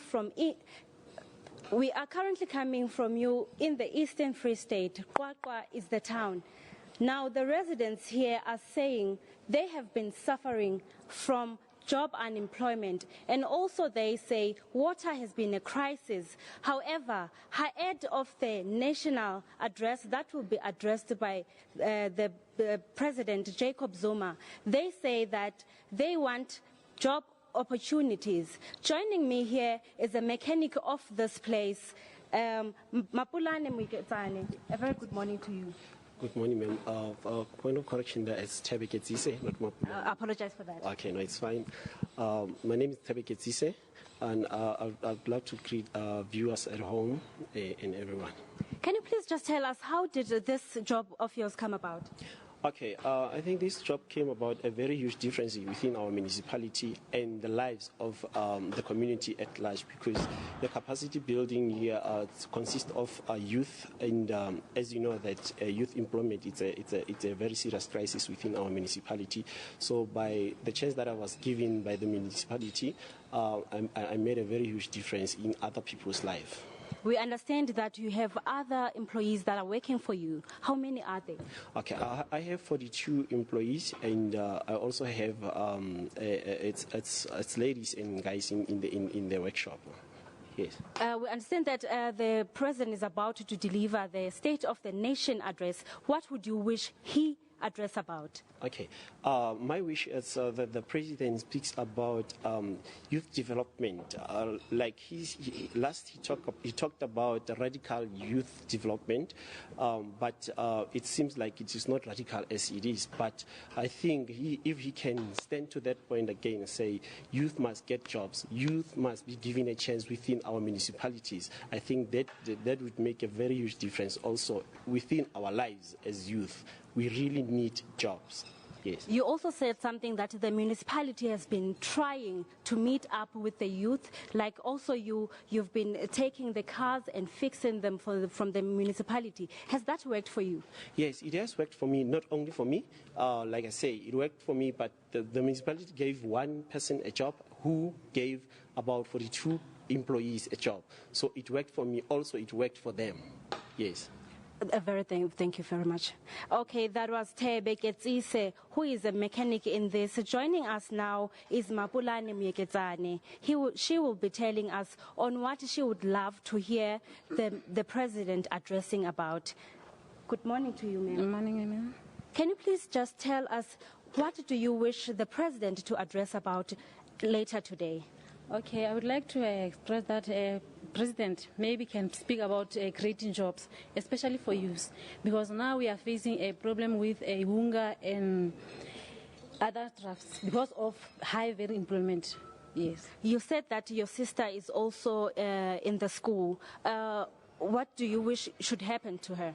Okay, I wish that when he's finished at the universities, maybe he can get a job. Yes. How did you find this job? Okay, I find this job through applying, yes, and it's very helpful for me because now I can support my family with money, and without money, there's nothing you can do because I was unemployed, doing nothing at all. But now, because of this job, I can do anything, support my family, pay school fees for my kids, and at home, everything is fine because of this job, and I'm very grateful for that. Okay, that was Mapulane Mwiketse. She is forming part of this mechanic here. And also, one of the residents that we came across here during the morning, she also said because now drought has hit hard this place, she said she wishes that the president will therefore say something in bringing forward the measures that will be put forward to overcome this drought. It's back to you in studio. Thank you, Pumelele Mlalane, coming to you live from Kwakwa in the Eastern Free State. And, well, it's nice to hear young people are being employed by the local municipality there. It's a part of the country that's battling youth unemployment levels above 50%. And you can see how grateful the young people in the Free State, Eastern Free State, how grateful they are for the jobs that they are getting. Of course, the president has also pointed out that Kwakwa will become one of the economic hubs in the Free State province. So looks like matters will improve quite a bit there in the months and years to come for young people there. Of course, we'll stay in the province of the Free State. The existence of bucket toilets in the province has ruffled feathers amongst the clergy. The Southern African Catholic Bishops' Conference has since called on the Human Rights Commission to intervene.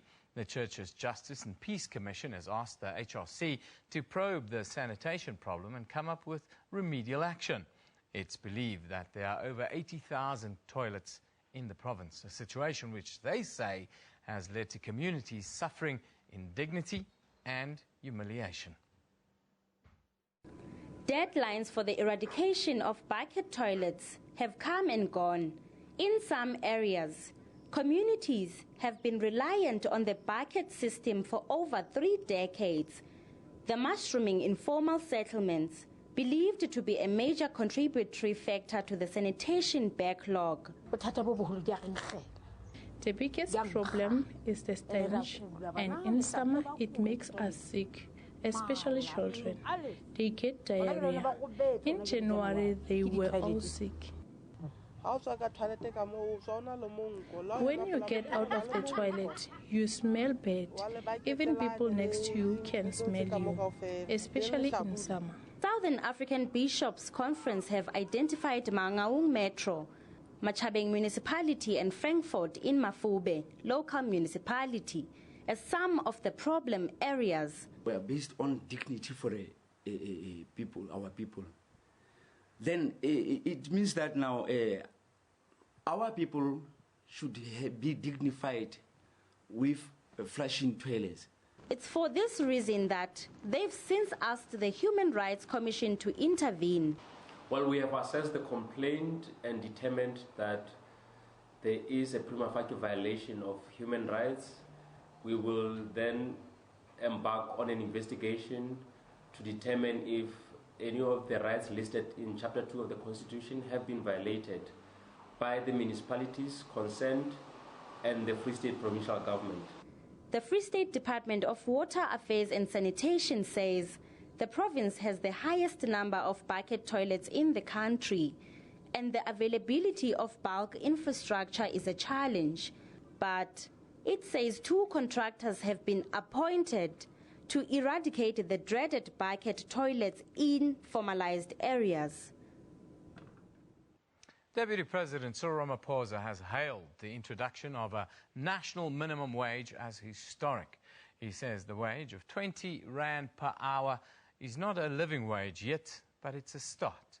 Representatives of government, business and labour meeting in Nedlac have agreed to the wage after input from an advisory council, and it's now due to come into effect in May of next year. It's hoped the national minimum wage will go a long way towards improving the lives of some 6.6 million low-income earners. Government has given itself until 2018 to go through the legislative processes to establish a national minimum wage commission that will oversee implementation. The agreement was signed by all parties except COSATU, which requested more time to report to its Central Executive Committee. There are, however, concerns that jobs will be lost in the process.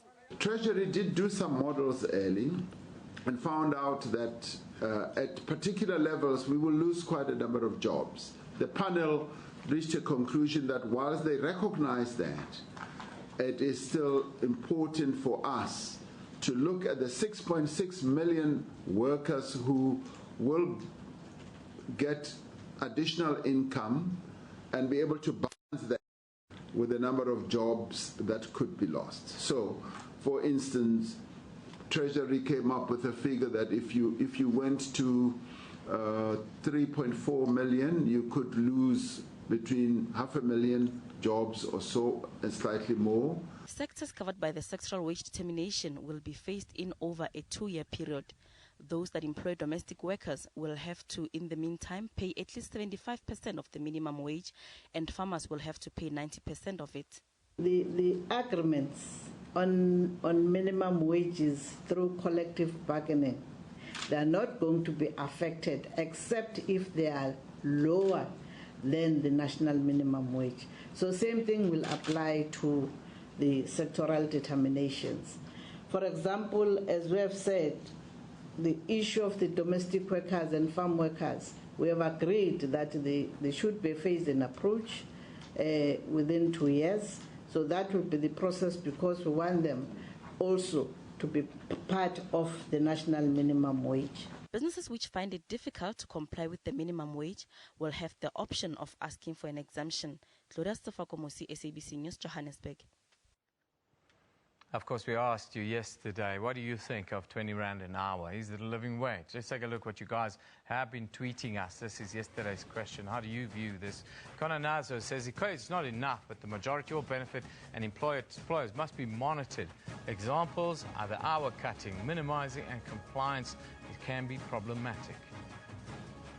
Doc Moses Vilani says, it's simple, but not enough.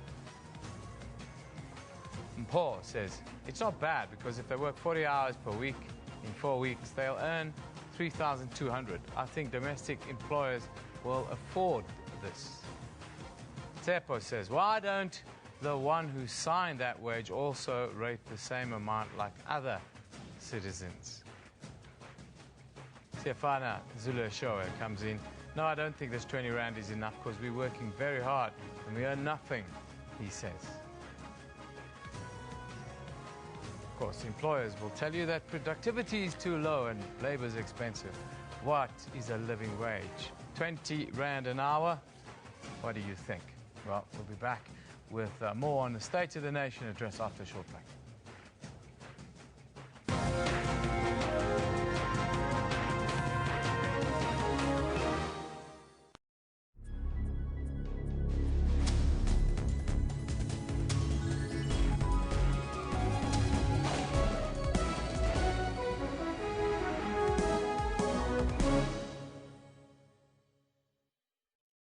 Police found powerful military explosives when they swooped on a house in Springs on the Gauteng. Some of the weapons seized at this house included rocket-propelled grenades, rifles, and even rounds of ammunition. All military explosives that we found that we cannot obtain a commission.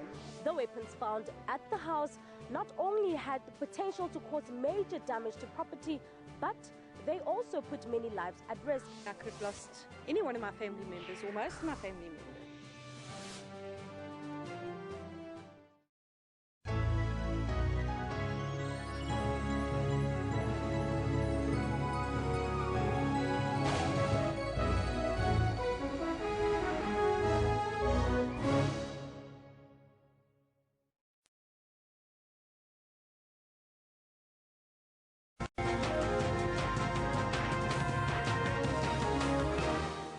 Hello again, everybody watching Newsroom. Just a correction before I carry on with the order of business. A little bit earlier, my colleague made an error suggesting that the President is making his last Sona address this year. That is not the case at all. It's expected for the President to make his last Sona address in 2019. Now, let's get back to today.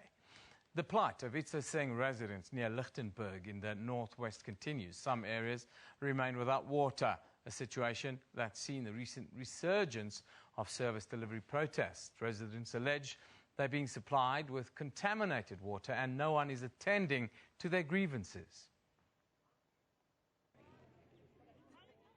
Itsaseng, an area locals are describing as one of the most neglected townships in the country. It suffered the same fate under a Bantustan and homeland government. And now, more than 20 years after a democratic dispensation, not much has changed. At the height of the Buputatswana Homeland Administration, citizens who challenged the status quo were exiled to Itsoseng.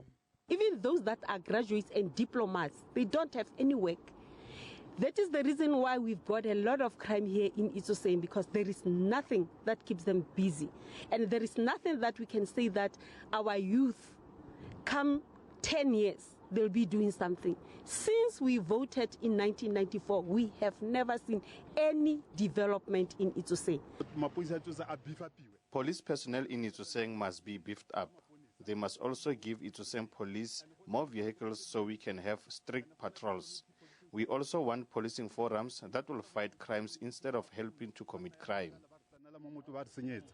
Last week, the residents took to the streets, venting their anger on foreign nationals, looting shops, torching municipal offices, and barricading streets as they continued the campaign to be supplied with clean drinking water. We get sick because we drink water that is contaminated. At times there is visible evidence of the color of the water, brownish or milky, and that simply means the water is not clean itself. There are a lot of people that come here, young, old, and so on, looking for antidiarrheals. And the problem of lack of clean water, for lack of any better word, can contribute to that sort of a problem. They say they have lost hope in the Northwest provincial government and hope that President Jacob Zuma's State of the Nation address speech will restore their faith in the system. I want to hear the President speak about the development of young people, to come to transform our young people in a different way to be a bright future. The President must tell us about the roads, the water, the lights, and the graveyards. I would like to hear the President tell us about how we, the youth of Itsoseng, will get jobs.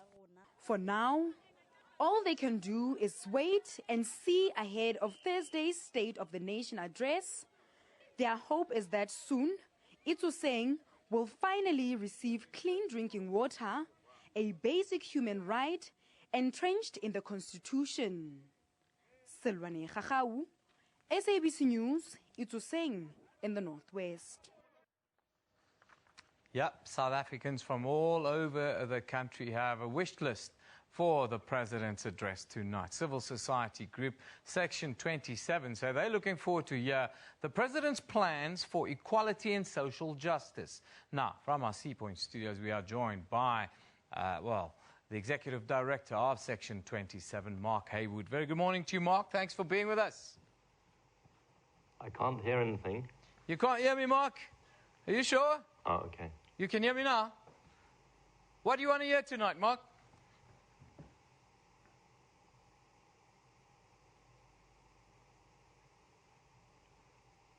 What do you want to hear, Mark? You can hear me? What do you want the President to say? Okay, Mark's not hearing us. We're going to take a short little break. Hopefully when we come back, Mark can hear us.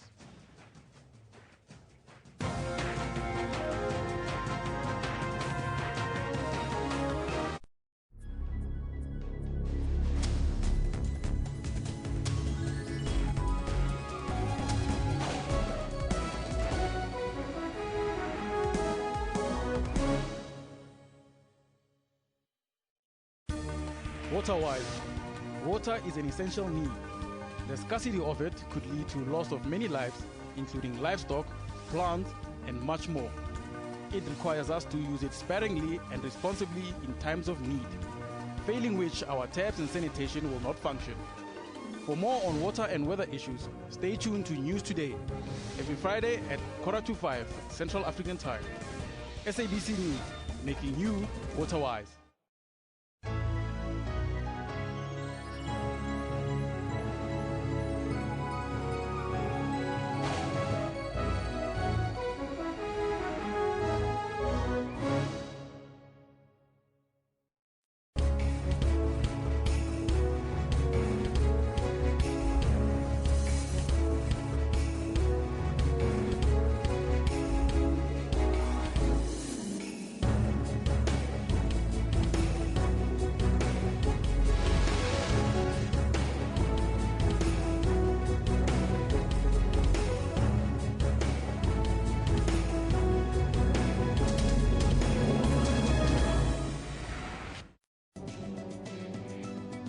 What causes Parkinson's?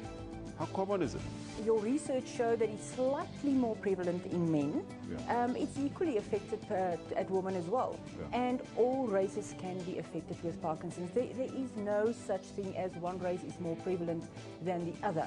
Parkinson's disease is the disorder of degeneration of the neurons, therefore exposes one to have those unwanted movements of the body.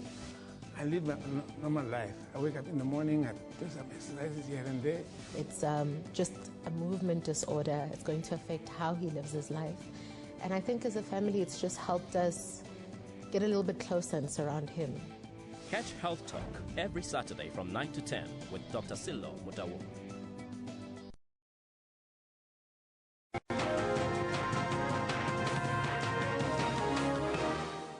You're back with us. Well, before the break, we lost Mark Haywood. He's the Executive Director of Section 27, Civil Society Organisation. They want to hear about equality and social justice. Hello again, Mark. Are you there?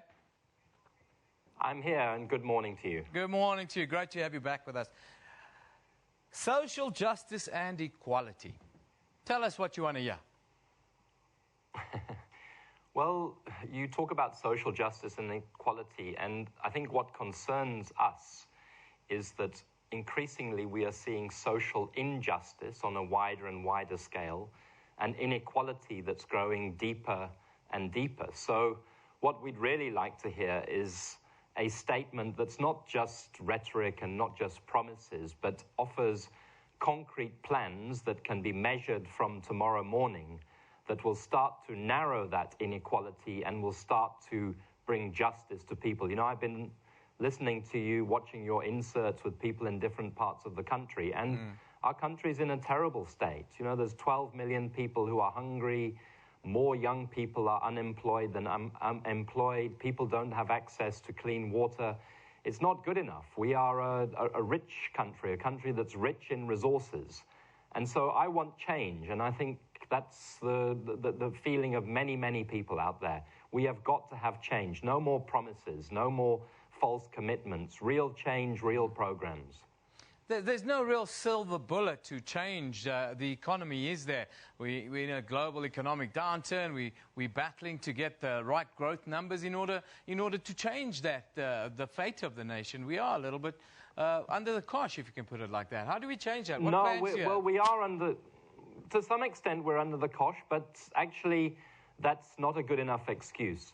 We are losing billions of rands, literally tens of billions of rands every year to corruption. If we stopped corruption immediately, if the president announced tonight that tomorrow morning he's identified 500 senior officials throughout the country, including some of his ministers and some of his MECs, that he's going to fire and replace with honest people, we would free billions of rands that could provide water in these communities. You know, I work at the coalface on a day-to-day basis. I'm, for example, Section 27 representing families of the people who died as a result of the closure of Life Esidimeni. Everywhere you look, the problem is not the global economy. The problem is local mismanagement and local corruption and just no interest in resolving these problems. And that's what will upset many of us tonight when we watch the State of the Nation speech, because there will be promises and crocodile tears and pledges of commitment to the poor, and we'll be told that we're acting for the poor and the poor people are our lodestar. But that's actually not the truth. We need the truth. People are tired. It's now 22 or 23 years. It's unfair that people are being left in the conditions in which they are having to live. You talk about inequality in South Africa. The three richest men in South Africa, they happen to be white. Exactly. They have as much, more than half, right? They own more than half of what the poorest in South Africa earn. How do you expect the president to address that kind of issue? Well, I would like the president to announce concrete steps about how to better regulate private power in this country. It's true, it's absolutely disgusting that three white men can have more money than 50% of the population, and we should be outraged by it. And we should know who those men are, and they should be known to every person in this country.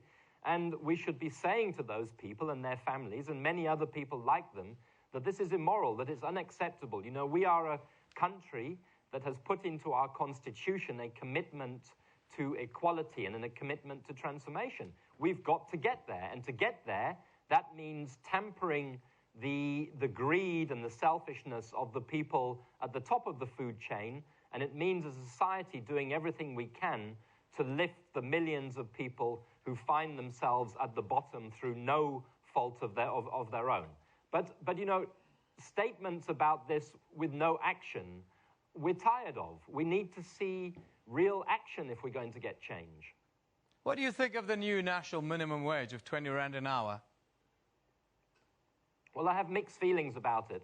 On the one hand, I think that it's very important to have a national minimum wage, and I think it's going to be very important for those millions of workers who are so-called earning less than the national minimum wage at the moment. But on the other hand, I feel that 3,500 Rand a month is still much too low. The Deputy President himself said it's not a living wage. What that means is that people can't live on what has now been called the national minimum wage. So again, I think it has to be accompanied by a dialogue, by a serious discussion about how business can do business in a different way so as to be able to pay the people who make the wealth of the country, who make the products, a proper wage. And personally, I believe that that is possible. And I think, you know, we have to very closely look at the excuses that will be made by people who say, well, we're going to have to shed jobs. All South Africans, but particularly the more wealthy and the more middle-class South Africans, have got to look at making relatively small sacrifices that are in the interests of the majority of people. So it's good. It's a start. I don't think that it's high enough, but I'm not also going to denounce it and write it off. It's a very significant step. Mark, thank you very much. I hope your problems get addressed this evening. Thank you very much. That's Section 27's Executive Director, Mark Haywood, coming to you live from Sea Point in Cape Town. Of course, the President will be making his speech at 1900 Central African time in Parliament. That's the building here behind me in Cape Town. At 3 o'clock, our special broadcast will be underway. I will see you then. Kenna Mahamati is here now to give us the sports news.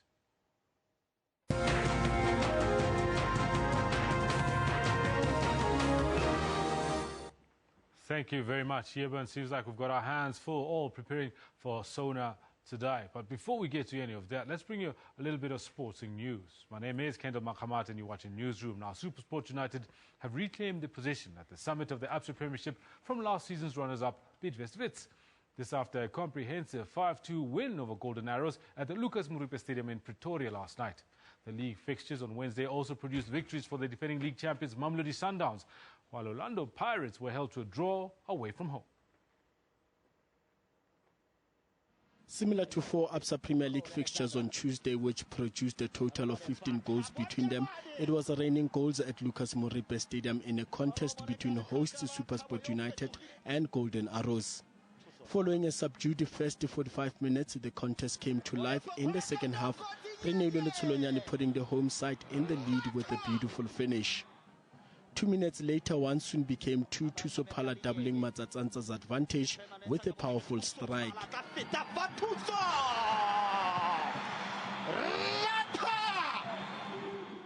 Far from done, Stuart Baxter's troops managed to add 3 more goals on their way to reclaiming their #1 spot on the log table.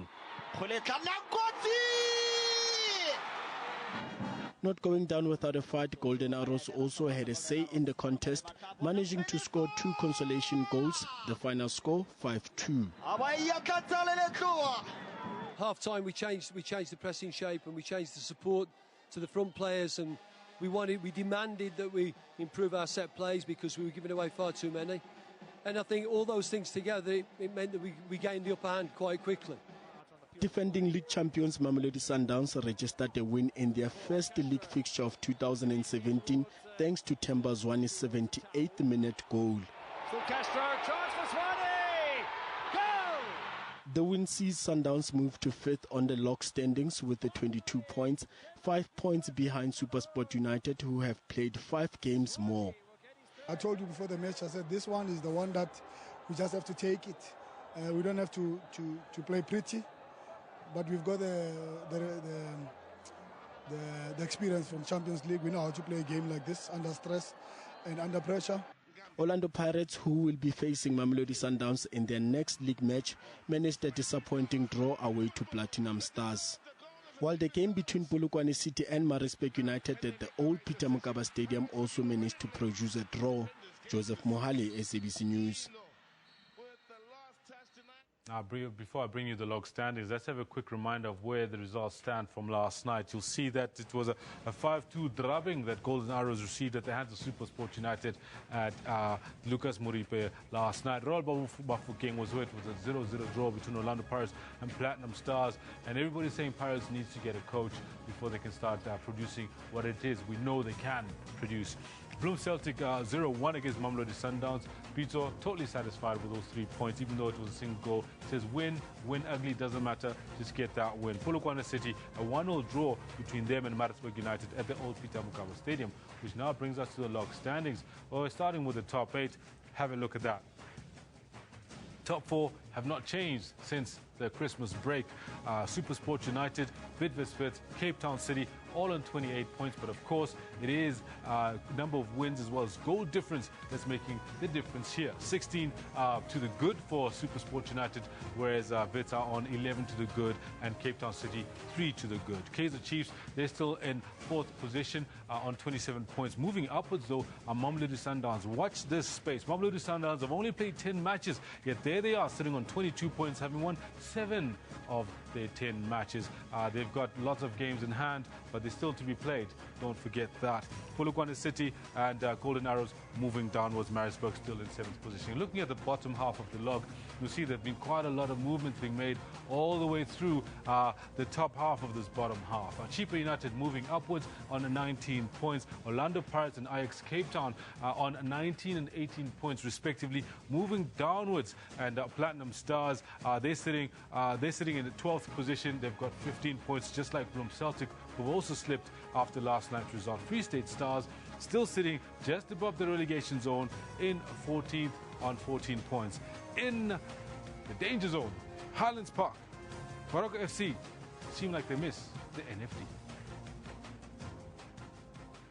Now, South African fast bowler Kagiso Rabada and Sri Lankan opener Niroshan Dikwela have both been fined 50% of their match fees. This after being found guilty of breaching the ICC Code of Conduct during their 4th one-day international in Cape Town on Tuesday. Full shot. There isn't quite a plan of bowling one side of the wicket. Now, the incident happened in the 12th over of Sri Lanka's innings. Dikwela made contact with Rabada at the bowler's end after he'd taken a single. However, in accordance with the Code of Conduct, such contact could have been avoided. In addition to the fines, 3 demerit points have been added to both Dikwela and Rabada's disciplinary records. If either player reaches 4 or more demerit points within a 24-month period, they will be converted into suspension points and they will be banned. The ICC rule states that 2 suspension points equate to a ban from 1 test or 2 ODIs or 2 T20 internationals, whichever comes first. Now, Tennis South Africa has its sights set on becoming one of the top 5 sporting codes in South Africa. And to help its cause, the governing body has been awarded the right to host the 2017 International Tennis Federation's Young Seniors World Team and Individual Championships in Cape Town this coming March. The ITF's Young Seniors Championship is the highest-ranked event on the senior circuit for men and women between the ages of 35 and 45. And come March, the Mother City will play host to at least 86 teams of 4 players from 26 countries. This is just one of the events that will be held this year to generate interest and enable the participation of many more South Africans. Look, we're never going to be as big as soccer or rugby or cricket. I mean, that's obvious. But I definitely think there's no reason why tennis couldn't be the 5th or 4th most popular sport in this country. I remember when I was growing up, tennis was huge in this country. We had our, the Wayne Ferreiras, the Marcus Andruskas, you had your Amanda Kutzes. And look, it's going to take a huge amount of work to get back there. But I definitely think it is a sleeping giant. There's a huge love for tennis in this country. People are really interested and people really want to see the game grow. South Africa's Davis Cup team got their 2017 campaign off to a solid start in Irene last weekend, defeating Estonia 4-1 in their Euro-Africa Group 2 tie. And to build on South Africa's high performance, TSA aims to have at least 3 professionals in the top 200 of the singles rankings and at least 8 juniors on the ITF rankings. TSA also has designs and plans to increase interest in the sport and grow club membership to at least 50,000 members around the country. I'm really excited about some of our new our interest/participation programs like cardio tennis. That's a program we're really getting behind and really looking to grow. Cardio tennis is about introducing people to the sport in a very friendly way. It's not about teaching them tennis, but it's about getting them on a tennis court and enjoying themselves. And that's a really cool thing. The other thing we're looking forward to launching, and it'll be launched much later in the year, is beach tennis. Beach tennis is a bit like beach volleyball. It's sexy, it's vibrant, it's colourful, it's noisy. And we think it's a great thing from a participation perspective because it's easy to play, but also from an interest perspective and a high-profile tennis event. The Young Seniors Tournament will be played across 8 venues in Cape Town from the 19th of next month. Samantha Mari, SABC News, Johannesburg. Now in the world of golf, Scotland's Mark Warren is the early lead on day 1 of the Maybank Malaysian Golf Championship in Kuala Lumpur. Warren finished his round on 9 under par 63. That's 2 shots clear of Pachara Kongwatmai of Thailand. Now, Warren enjoyed a spectacular round, carding 7 birdies and an eagle on the par 5, 8th for his 9 under par. And Masters champion Danny Willett of England managed 6 birdies in his round of 6 under par 66. He's in joint 3rd place with 2 other players, including American Peter Ulley. Now Swede Robert Karlsson is 1 shot further back on 5 under with 6 birdies and a bogey on the 15th. 6 players, including Malaysian Gavin Green, ended their rounds on 4 under par 68. It's evident that 2017 is shaping up to be a special year for the world's premier mountain bike stage race, the Absa Cape Epic. Both the men and women's races have strong competitive fields which incorporate the world's best riders, including world and Olympic champions. It's just under 6 weeks to go for the next edition of this grueling 700-kilometer race with 15,000 meters of accumulated climbing. The men's section sees Swiss biking maestro and 5-time winner of the race, Christoph Sauser, coming out of retirement.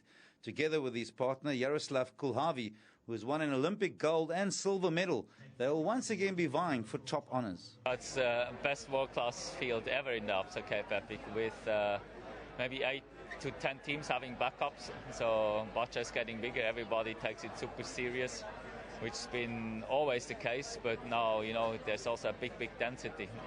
The race has become so big that most of the top teams have backup teams to help the top riders. Another 5-time winner, Carl Platt, will be lining up again with his partner, Urs Huber.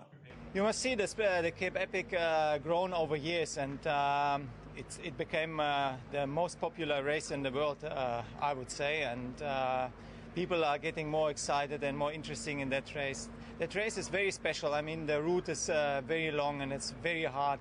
And the good thing about the Cape Epic that the amateurs can ride with the professionals together and experience the same level of riding. In the women's section, Danish superstar Annika Langvaart is having a break from the race, but her partner and 3-time winner Ariane Lutpi is joining up with German Adelheid Murat. It's a classy women's field which includes Robin de Groot and German mountain biking legend Sabine Spitz, as well as former winner Esther Soes and Jenny Stennerhag.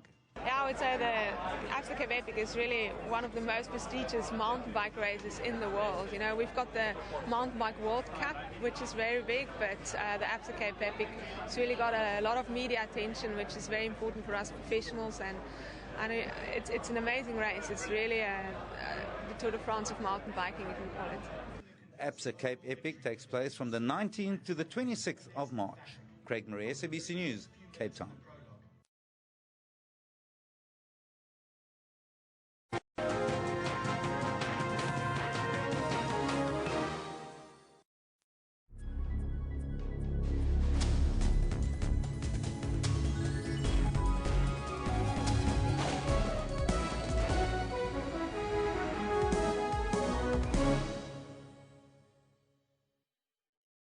Ever wondered what the State of the Nation address is? Well, wonder no more, because SABC News will bring you live coverage of the pomp and ceremony from Parliament. We'll focus on the people's expectations and, of course, President Jacob Zuma's address. We'll catch all of this live on SABC2, Channel 404 and your favorite radio station on the 9th of February.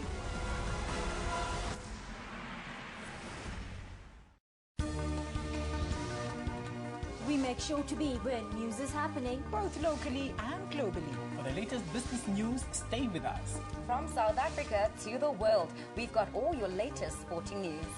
Don't miss our weather updates at every hour. Stay tuned to News Today, Monday to Friday, from 3 to 5:30 p.m. here on SABC News.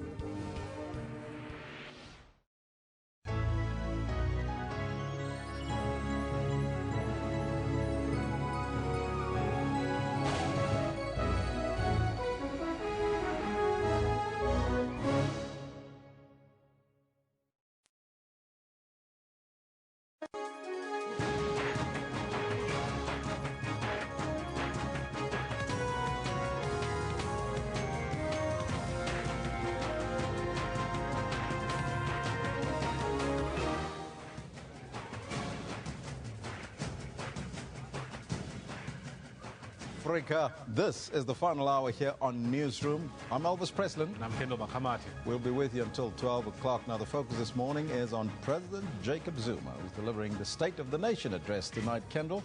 Yeah, should be very interesting. We're expecting lots to come out from the President. We're also hoping that we don't have too many disruptions. And that's why we're asking you that question, as many are predicting that President Zuma will focus on radical transformation, as well as land reform and so forth. But we're asking you that question, what do you want to hear from the President in his State of the Nation address? That's the question we pose to you. You can let us know what's on your mind on the Twitter handle as well as on the Facebook page. But we're conducting a poll as well, Kendall. 100%. We're conducting this. Before we get to the poll, there's some comments. Dumela has actually decided to jump in and give us their thoughts on the question of the day, which is, I'll be happy to hear President announcing that the land is free so we can forget about willing seller and willing buyer. Well, there you have it from Tumelo. Sipho says, I want to hear the President talking about how the government is going to deal with land and economic transformation. Well, that's exactly what some pundits are saying he'll be focusing Mr. on. Robot says, Newsroom, can you address the issue on smuggling drugs and firearms in our local communities?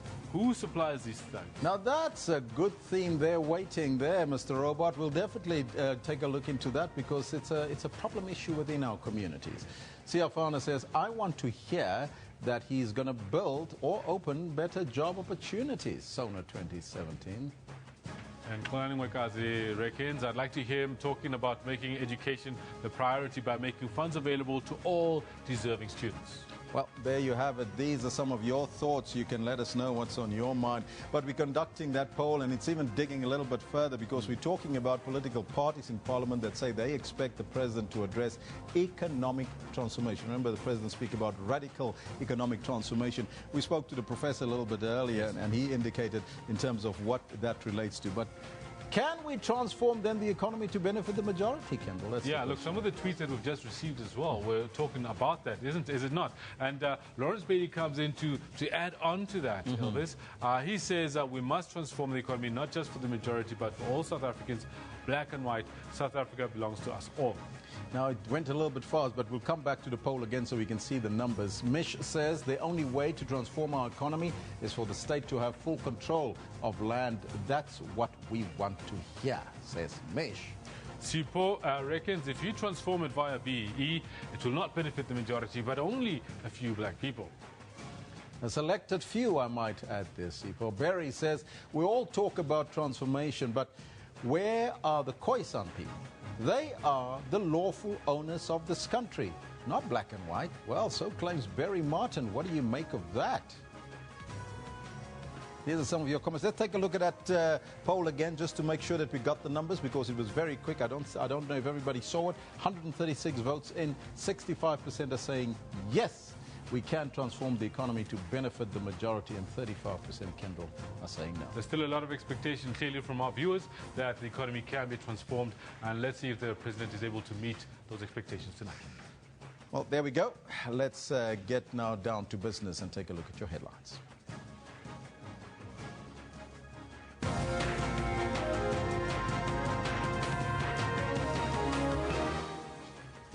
The nation awaits one of the most anticipated events on the parliamentary calendar, the State of the Nation Address.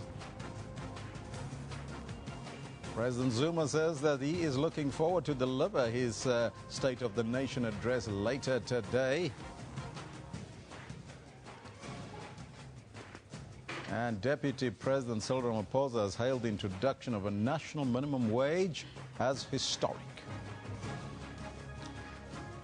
Those are all your headlines, but before we get to the news, we'll also have a guest in, Professor Divana, a little bit later in the program. Before we get there, let's find out from Kendall Makamate what's happening on the sports front. Elvis, quite a lot happening. We've got some great action from the Absa Premiership, 25 goals, just like that, 2 nights of action, and it seems like they mean business this year. Good morning to you. This is what we've got for you in the sports today. Long ball, penalty area, header! Into the back of the net, a beautiful long goal. Super Sport United reclaimed top spot on the Absa Premiership log as they school Lamontville Golden Arrows at the Lucas Muripe Stadium with a 5-2 victory. Into the back of the net, and this is the highest scoring game between these two sides. South African fast bowler Kagiso Rabada and Sri Lankan opener Niroshan Dikwela have both been fined 50% of their match fees for inappropriate and deliberate physical contact. We're never going to be as big as soccer or rugby or cricket. I mean, that's obvious. But I definitely think there's no reason why tennis couldn't be the 5th or 4th most popular sport in this country. And tennis CEO Richard Glover sets his sights high and wants to make tennis one of the top 5 sporting codes in South Africa. All this at 11:35 in more detail. But for now, it is back to Elvis, who's got the news for you. Thank you, Kendall. Top story this hour. President Jacob Zuma says that he's looking forward to delivering his State of the Nation address later today. The president hosted his guests at his residence in Genadendal for high tea. Among the invited guests were struggle veterans, people who have made a difference in their communities, and young leaders. The president also conveyed an award to Mama Africa, Miriam Makeba, posthumously given by the Kenyan President Uhuru Kenyatta.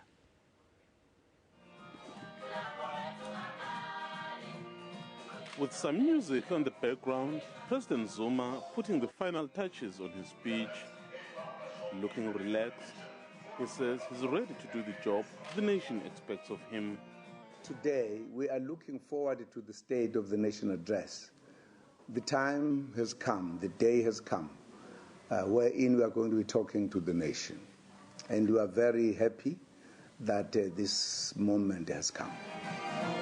But he is aware he operates in a highly charged political climate. I don't have pressure because I don't allow pressure to rule me.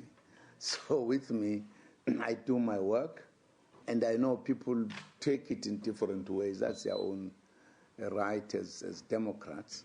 But what is important is that there is a work that should be done for the nation. And those, no matter who they are, they must know that the nation is expecting the president to speak. How you feel about the president is a different matter.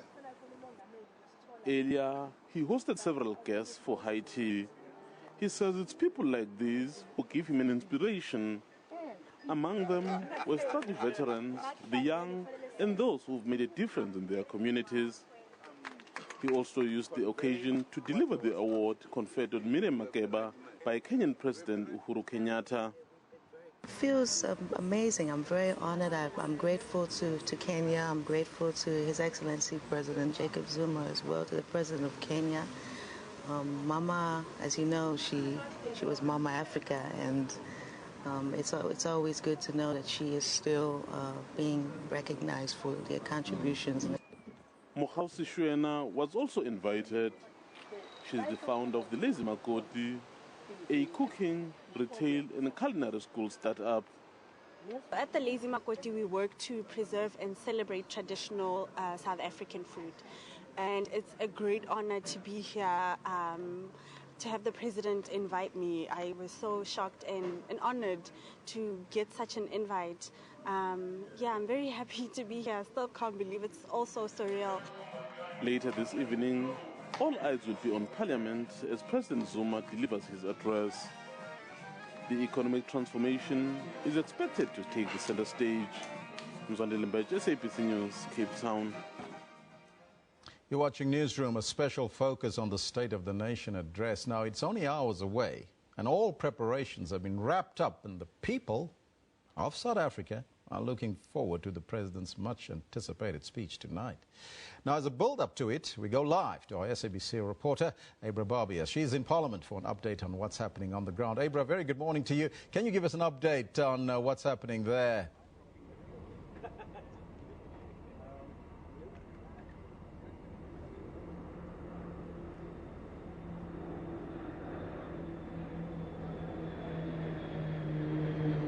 Abra, can you hear me? Hello again and welcome back to Parliament. It's Sona 2017 and we've been broadcasting live here from the precinct since early this morning. It's now just after 11 o'clock and it's not as what it was earlier on this morning. Earlier we had loads of presiding officers, we had MPs, we had the Secretary to Parliament all coming to speak to us about the plans for the day. It's a little bit more calm now. They're just going about putting the final touches to Parliament. The red carpet has not yet been rolled out. That, of course, will be rolled out later on today. There is still a lot of security, lots of logistical people walking around checking to see that everything is in order and that everything is going to run smoothly. There are loads of media around here. Obviously, everybody's prepping and just trying to get as many interviews in as they possibly can, because at this point we are dealing with the expectations. What are people hoping to hear the President say today? We spoke with ministers earlier on who said that there would be a really big focus on the economy, where there's been this talk about the radical transformation of the economy. So we're hoping to hear the President unpack that issue today. Opposition parties have said that they want tangible ideas, they want tangible plans. They don't just want to hear these big terms being thrown about. They actually want to know what the plan is. The EFF, of course, when we spoke with them yesterday, we asked them what their expectations were for the day, and their only response was that they are expecting the President to resign today, and they're actually going to put forward a motion for that. Of course, that's not going to happen, and when we asked the EFF, how they would conduct themselves in the event of being asked to sit down, or in the event of them being told that their mics being switched off, they would not tell us right then what their plans were. They said they were still discussing what exactly their strategy would be, but the EFF did give us the assurance that they would be doing everything within the rules of Parliament. So of course we're going to be seeing all this playing out later on today. And yes, for now it's just finishing touches, final touches. The Navy is here. We have not seen any military. I've been told the military are going to be off the precinct and will only be brought in the event that there is chaos or an emergency. But for now, everything seems to be running smoothly, and we will speak to you later on. Studio. Thank you so much. That was Abra Barbia. She couldn't hear us very well there, so that's why we're coming back. There are a couple more questions we want to pose, but we'll leave that for later. Meanwhile, cross-border crimes are threatening the livelihood of communities living on the KwaZulu-Natal border of Mozambique. Most residents sell crop for a living there, but organized gangs are forcing them out of business. Jozini, a thriving rural agricultural area. It's also known for its scenic beauty that attracts tourists all year round. Farming is the only source of livelihood for the locals. In the past year, the once quiet region became a hunting ground for criminals targeting 4x4 bakkies, the very type of vehicle required by locals to maneuver over the terrain and to transport produce. In a period of 3 months, it was estimated that over 65 vehicles were stolen. Their destination, Mozambique. Our lives have come to a standstill. I'm a young woman and have been trying to make a living for my family by selling crops. After our cars were stolen, our business has suffered. It's not just the community of Jozini that's been under siege. Residents living on the province's border in Mangozi have been under attack from these syndicates for years. They've held countless meetings and even sent letters of complaint to the president. At least 8 vehicles pass through here a day, and what is even greater concern to the community is that the relationship with the police is not good. The community don't trust the police, as some are even seen assisting these criminals. After cries for help and even threats to take the law into their own hands, government intervened. The Minister of Police, Nathi Nhleko, has visited these areas several times. The question of bringing about safety and border management, remember that you require a holistic approach.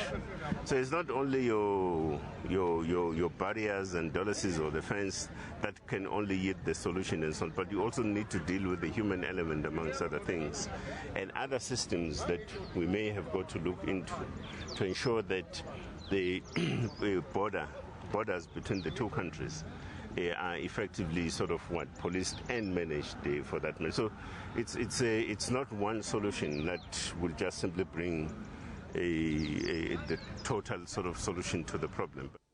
Police intensified their efforts, recovering scores of vehicles and made many arrests. They also recovered tons of counterfeit goods being smuggled across the border. And during operations also found that some vehicles had been stolen in other provinces. That matter received a serious attention. We have made a number of arrests, and I can assure the public that the Hawks members are deployed there, but they won't see them, but they are there, and they are doing quite well. Despite a concerted effort by police to put an end to these crimes, the syndicates continue. Residents believe the only solution to what they have called a major crisis is greater cooperation between the governments of South Africa and Mozambique. They've appealed to President Jacob Zuma to intervene. Ayanda Mhlongo, SABC News, Durban. Now, for the latest of the situation in relation to the cross-border crimes that are threatening the livelihood of communities living on the KwaZulu-Natal border to Mozambique, we now cross to our reporter Ayanda Mhlongo, who's in Jozini, to give us an update. A very good morning to you, Ayanda, and can you tell us what's the latest there? A very good morning to you, Elvis. Well, as you said, threatening the livelihood. I tell you, Elvis, since we arrived here, and I've been to this particular area on a number of occasions following that story, and you can just feel the fear. It's so disheartening when you listen to the people of this area saying that they are now living in constant fear, that in the afternoons at around 3 o'clock, they now leave the town because they're wanting to rush back home so that they are safe. They're saying that no one in this particular area is safe, that these syndicates are entering their homes, they are holding up families, they are holding, in some instances, even kidnapping people as they are targeting these 4x4s. And it's now moved not only from 4x4s, but just to other smaller cars as well. And they're now saying that no one is safe in this area. But aside from safety, what is happening to the people in terms of their livelihood? Stealing a bakkie, one might just see it as a bakkie, but for the people who live in Jozini, this is taking away their bread and butter. This is an area, Elvis, where a number of people, or the majority of people rather, survive or live on farming. That is the main source of income. And they use these bakkies to transport their produce. Now, when a bakkie is stolen, it's about 10 people that are affected by one single bakkie. And on top of that, not only the 10, but also their families. So when one bakkie is stolen, about 100 people then are affected as a result. People here do not have jobs, and the only way so that they are able to put food on the table, they are able to take their children to school, is through farming. Now, to tell us more, and just really to get an understanding of how bad the situation is and how the people are living in this particular area, I'm now joined by Baba Joseph Ngubane. Baba Joseph Ngubane also happens to be the deputy chairperson of the Ngwavuma CPF, and they have been working tirelessly with the police to try and bring an end to this crime that has really put this community under siege. Baba Ngubane, asibonga nje baba isikhathi sakho kade ngalobugebengu lobo mhlambe akusibekele Baba Ngubane ukuze abantu eNingizimu Afrika babone ukuthi kunihlukumeza kangakanani. Usitshelile ukuthi kunemndeni manje ikade selilala eziko ngenxa yalobugebengu. Msakazi ngizokubeka caca msakazi, asikutholi ukuphumula la emkhanya kude, kodwa uma silalele iSouth Africa yonke sengathi abantu bonke bahlukumezeka ngesimo esifana nesethu.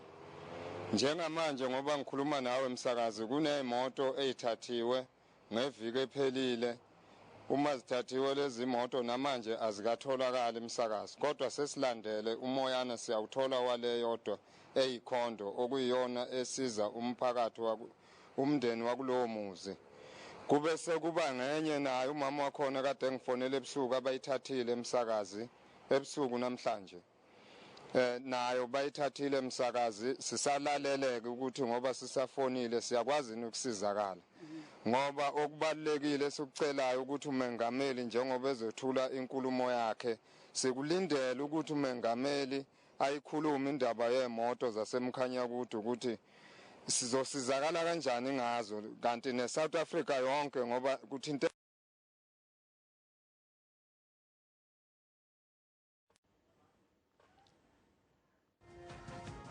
zengayowashiya khona eMozambique ahamba acinga imoto yawo ahlale 5 days nakuba bengayitholanga bayitholile efana nayo kodwa njengamanje ngoba ngikhuluma nawe emsakazi kade ngifona manje ngifonela amaphoyisa aseMozambique asendaweni okuthiwa kusemasinga bathe bazokwedlula kuneLand Cruiser abazohamba bayoyilanda lapho neFortune abazohamba boyilanda lapho base bayadlula baya kwenye indawo ebizwa ngokuthiwa kuseTete ukusuka eMaputo uyakhona 960 kilometers. Okuwukuthi uhulumeni wakithi kungasijabulisa ukuthi umengameli kule nkulumo ezobe ithula namhlanje ayikhuluma indaba yemoto ukuthi sosizakala kanjani nokuthi siyoyilanda kanjani adibane nomongameli waseMozambique balungise loludaba ngoba luyasihlukumeza. Noma ngabe sidibana namaphoyisa akhona sikhuluma nawo umsakazi ayakusho ukuthi inkinga kufanele kube uhulumeni wakithi ovula umlomo akhulume nohulumeni waseMozambique ukuze kulungiswe lesi simo zikwazi ukuthi le imoto ziboshwe zibuye zonke emsakazi.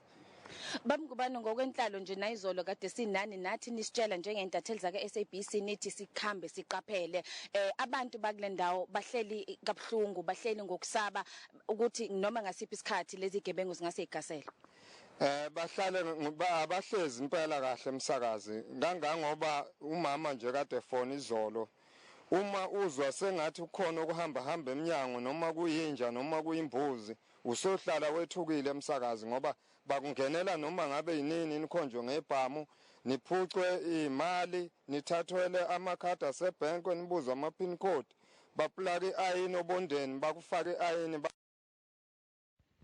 Parks, you need to think here on this one. You need to cut. Umeza bekufake iayini ngapha emhlanje emsakazi okufuke kube buhlungu kunakho konke ke noma ngabe utholakele uma ezothi uyaboshwa msakazi insuku ezimbili ziningi uzombona esephumile sengaphandle emsakazi. Mhlambe bamngubane ngelanga zingaki imoto nje eziyayihamba sikhuluma la asikhulumi nje ngendawo esejozini kuphela uhamba uzuyofika komanguzi emngceleni. Msakazi njengoba umkhanya kude umude umkhulu kangaka msakazi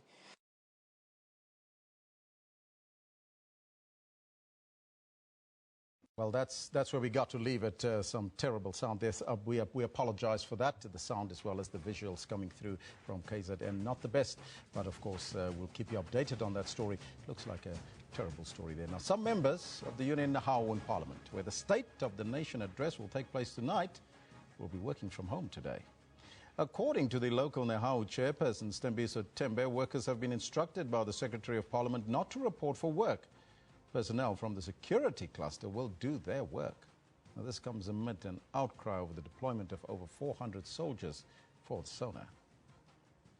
Meanwhile, students have called on President Jacob Zuma to deliver a clear plan for the higher education sector, particularly on the fees issue. Now, although the 2017 academic year has gotten off to a relatively smooth start, students have made it very clear that the call for free education still stands.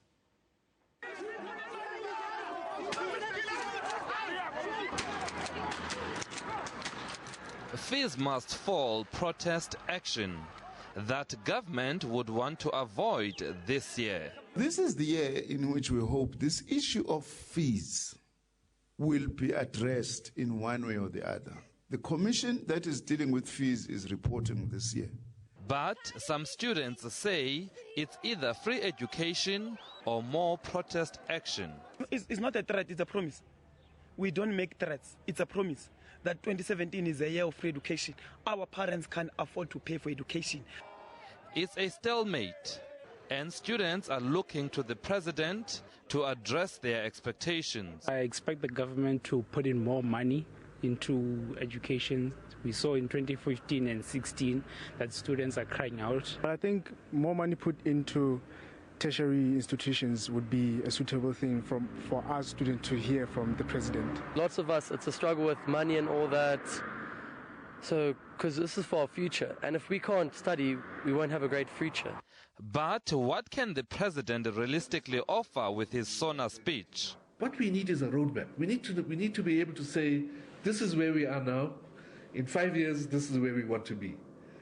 And the critical point is that no young person should be prevented from studying for financial reasons. Government has maintained that those who can afford must pay and that NFSA's beneficiaries must pay back. NSFAS was a temporary solution. We want a permanent solution, which is free education. Much hope has also been placed on the Fees Commission, appointed by the president last year. Well, the Fees Commission, which had already been rejected by some student groups, did itself no favors when it released its largely underwhelming draft report. There is no commitment from that Fees Commission to deliver to what we say. And that 8-page report, love letter of theirs, is a clear indication of the arrogance. This Fees Commission, on the 30th of June, it's up to them. The future of this country depends on that Fees Commission. The commission has promised that its final report will have solid recommendations. We've had banking sector, we've had the economists, we've had research organizations, we've had higher education experts. We did have some student formations, so we are happy that at last it's shaping up to be what we had originally intended it to be. So far, government has increased NSFAS funding. It's also piloting a funding model for the so-called missing middle. Now, the country waits to hear what the president has to say on the matter. Sipho Sturman, SABC News, Pretoria. Now, for more on the hashtag Fees Must Fall issue and what to expect from what the president will say concerning education during the Sona speech, in studio we are joined by Professor Andre Divenacher. He's the Research Director of Sustainable Social Development Unit at the Northwest University. Professor, very good morning to you. Morning, Elvis. First and foremostly, if we look at this particular situation, what do you think that what will the president say about education tonight in his Sona address? Well, Elvis, the president is in a very difficult position, not only with regard to the student issue, but also with regard to a number of other issues. Yes. But I think the issue of fees must fall is on the table. The number of different groups are expecting some answer coming from the president. The quest is for free education. My take on it is that this is not attainable under the current financial circumstances. We'll talk about that because I also want to first touch on your book that you've released. You've co-authored a book called Universities Has the Tipping Point Been Reached? Tell us about the book first and foremost. That was a special edition of the Journal for Humanities, and a number of senior people contributed in that book, among them people like Tiens Elof and also people like Flip Smith and so on. But the current, the core message of that book is that tertiary education is facing major challenges. And if we are not going to address these challenges, tertiary education may be in a very big crisis. And if we analyze the main problem areas, it has to do with transformation, but it also has to do with financial sustainability. It has to do with the whole problem of access, but also getting the academic project going. At the moment, we are concerned that the academic project are paying the price for feast must fall, and a number of other things. And unfortunately, we need to take the academic project forward. And therefore, we need the support of government to stabilize the environment on the one line, but also to provide financial sustainability. Why do you think, Prof, is this book now, today, relevant, especially for universities? Well, I think the contributions are definitely relevant because they are analyzing the current situation. They are making proposals in terms of what we can expect in the future, how to deal with the academic project, and also how to deal with Afrikaans in the tertiary environment. Some sectors of society are saying that the government is investing a lot of money into education if we look at the concessions that was made already, but they say there's little benefits. How true is this, though? Well, I think it is both true and false. If we look at the education budget, yes, it is the single biggest component of the national budget. But if you look at the small size of the budget going to tertiary education, then it is a serious challenge. I think at the moment, the figure I have in my mind is a subsidy figure of something around 42 to 43%. Therefore, we need class fees. Universities cannot continue without class fees and without the so-called third and fifth stream money. And at the moment, the economy is facing major challenges. The end result is the academia cannot do their job in a proper way. Free education in universities, is that even a possibility in relation to the book that you've written and some of the proposals that are set forward? Within the current financial model, definitely not. If you just look, and it is a simple figure, to keep a student on a university for 1 year will cost you more than 100,000 rand. More or less 30 to 40,000 is class fees. Where will you get all the other fees and money? So I think the problem is a challenging problem at the moment. And my take on tertiary education, it is not a right, it is a privilege. And we must see that as a privilege we have and work on basis of that. Now, there are some student movements information saying that they will continue with the protests, as we've seen in 2016. Is that a wise decision, bearing in mind that we still have the Fees Commission that is not yet pronounced on the fee structure or free education? Elvis, you can assess this from two perspectives. From a political perspective, with a political agenda of some sort, there may be merit in it. But if you look from a university perspective, from the perspective of continuing the academic project, then it is definitely not a good decision. And I am here firmly on the academic line. We need a stable environment. We need a state to support us to deliver the products that can change the country. And unfortunately, at this point, the state and higher education, according to my view, is failing the academia on a tertiary level.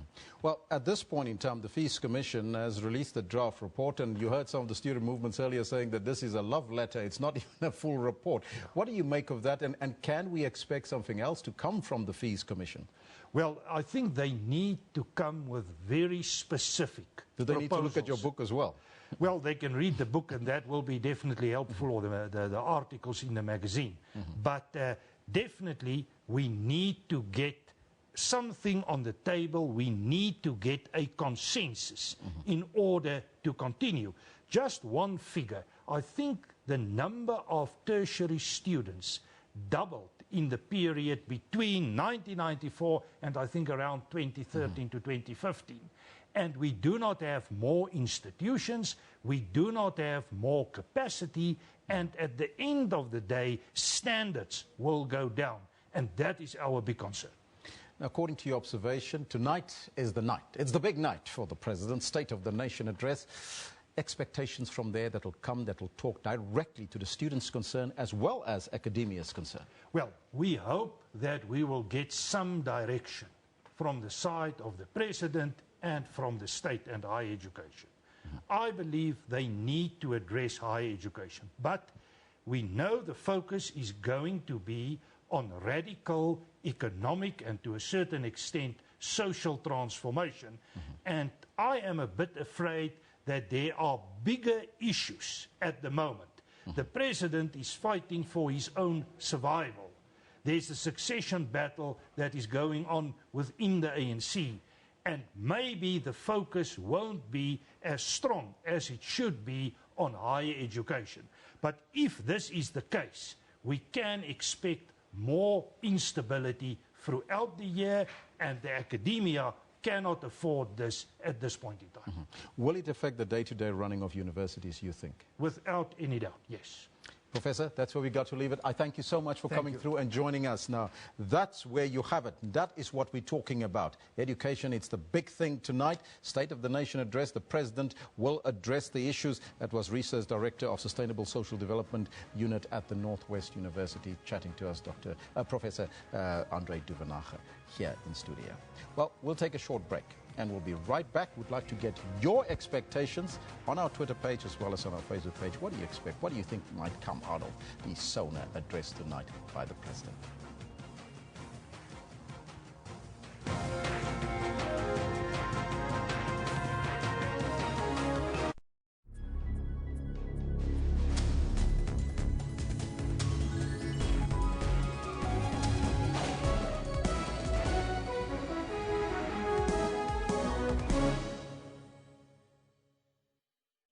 Give me that paperwork. Where is your paperwork? I'm locked up. This is not fair, Senator Basezan. Not fair. Who puts a rent 200? Have you put 200? 150, 150 plus. Let me in another one, 150. I'm just the one to lock you out. Yes, you just want to lock me then out. Who are starting gangsterism. No.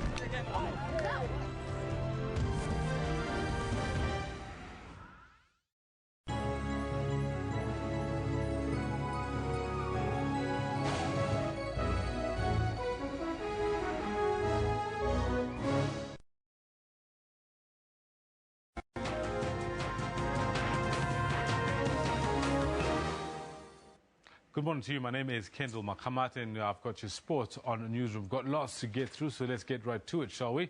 Where SuperSport United have reclaimed their position at the summit of the Absa Premiership from last season's runners-up, Bidvest Wits. This after a comprehensive 5-2 win over Golden Arrows at the Lucas Moripe Stadium in Pretoria last night. Now, the league fixtures on Wednesday also produced victories for the defending league champions, Mamelodi Sundowns, while Orlando Pirates were held to a 0-0 draw away from home. Similar to 4 Absa Premier League fixtures on Tuesday, which produced a total of 15 goals between them, it was raining goals at Lucas Moripe Stadium in a contest between hosts SuperSport United and Golden Arrows.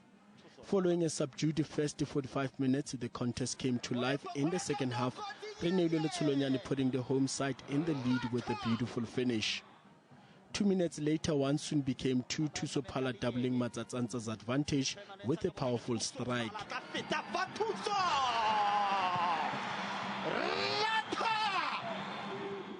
Far from done, Stuart Baxter's troops managed to add 3 more goals on their way to reclaiming their #1 spot on the log table.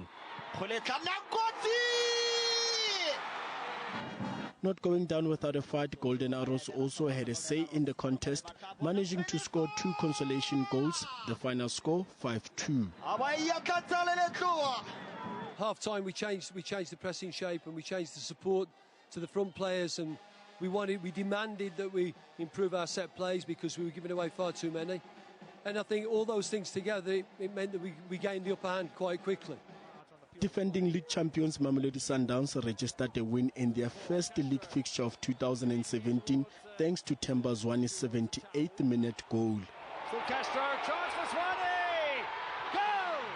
The win sees Sundowns move to 5th on the log standings with the 22 points, 5 points behind SuperSport United, who have played 5 games more. I told you before the match, I said this one is the one that we just have to take it. We don't have to play pretty. But we've got the the experience from Champions League. We know how to play a game like this under stress and under pressure. Orlando Pirates, who will be facing Mamelodi Sundowns in their next league match, managed a disappointing draw away to Platinum Stars. While the game between Polokwane City and Maritzburg United at the old Peter Mokaba Stadium also managed to produce a draw. Joseph Mohale, SABC News. So it's time now for you to have a look, see at what's happening with the log standings. But before we do that, let's have a quick look at just a reminder of the results from last night. Quite a few of the goals that were scored, the 20-odd goals were scored on the first night. But last night, 5-2, a drubbing Golden Arrows gets at the hands of SuperSport United. Platinum Stars hold Orlando Pirates to a 0-0 draw. And then Bloem Celtic 1-0. They lose to Mamelodi Sundowns, who are intent on getting back to where they belong, which is around about the top of the log or there and thereabouts. Polokwane City, a 1-0 draw against Maritzburg United. Looking at the log standings, as you can see, the top three teams, SuperSport, Bidvest and Cape Town, all in 28 points. It's just a matter of goal difference, where SuperSport are on top with a goal difference of 16 to the good. Kaizer Chiefs still in fourth position, exactly where we left it when we took the AFCON and Christmas break last year. Mamelodi Sundowns moving upwards, have now played 10 matches. They're now sitting on 22 points, the 6 points adrift of log leaders. And you will remember that they've got another 5 or 6 matches to play, which means they've got that many points still in hand, still to play for, but they still have to play them and win those matches. Polokwane City moving downwards, Maritzburg United still in 7th position, and Golden Arrows slipping out of the top 8, but still holding steady in 8th position. Going through to the bottom half of the log, you see in the bottom half of the log quite a lot of movements in that top half of this bottom half. Chipa United going upwards to 9, they're sitting on 19 points, they played 15, and then Orlando Pirates and Ajax Cape Town slipping downwards, played 14 and 16 matches each, and 19 and 18 points respectively. Platinum Stars, they move upwards onto 12th position, and Bloem Celtic, from last night's results, moved down to 13th position. Free State Stars holding steady in 14th, and Highlands Park in 15th position on 13 points. And Baroka FC, they've got a -9 goal difference. Not as bad as Highlands Park's, which is -14 goal difference. That's worse than anybody else in the Premier League, as you can see for yourself. Highlands and Baroka seemingly, they miss the NFD. Moving on to other sporting stories, South African fast bowler Kagiso Rabada and Sri Lanka opener Nirosha Dikwela have both been fined 50% of their match fees after being found guilty of breaching the ICC Code of Conduct during their 4th one-day international in Cape Town on Tuesday. Pull shot. There isn't quite a plan of bowling one side of the wicket. Now, the incident happened in the 12th over of Sri Lanka's innings. Dikwela made contact with Rabada at the bowler's end after he'd taken a single. However, in accordance with the Code of Conduct, such contact could have been avoided. In addition to the fines, 3 demerit points have been added to both Dikwela and Rabada's disciplinary records. If either player reaches 4 or more demerit points within a 24-month period, they'll be converted into suspension points and they will be banned. The ICC rule states that 2 suspension points equates to a ban from 1 test or 2 ODIs or 2 T20 internationals, whichever comes first. Now, Tennis South Africa has its sights set on becoming one of the top 5 sporting codes in South Africa. And to help its cause, the governing body has been awarded the right to host the 2017 International Tennis Federation's Young Seniors World Team and Individual Championships in Cape Town in March. The ITF's Young Seniors Championship is the highest-ranked event on the senior circuit for men and women between the ages of 35 and 45. And come March, the mother city will play host to at least 86 teams of 4 players from 26 countries. This is just one of the events that will be held this year to generate interest and enable the participation of many more South Africans. Look, we're never going to be as big as soccer or rugby or cricket. I mean, that's obvious. But I definitely think there's no reason why tennis couldn't be the 5th or 4th most popular sport in this country. I remember when I was growing up, tennis was huge in this country. We had our, the Wayne Ferreiras, the Marcus Andruskas, you had your Amanda Kutzes. And look, it's going to take a huge amount of work to get back there. But I definitely think it is a sleeping giant. There's a huge love for tennis in this country. People are really interested and people really want to see the game grow. South Africa's Davis Cup team got their 2017 campaign off to a solid start in Irene last weekend, defeating Estonia 4-1 in their Euro-Africa Group 2 tie. And to build on South Africa's high performance, TSA aims to have at least 3 professionals in the top 200 of the singles rankings and at least 8 juniors on the ITF rankings.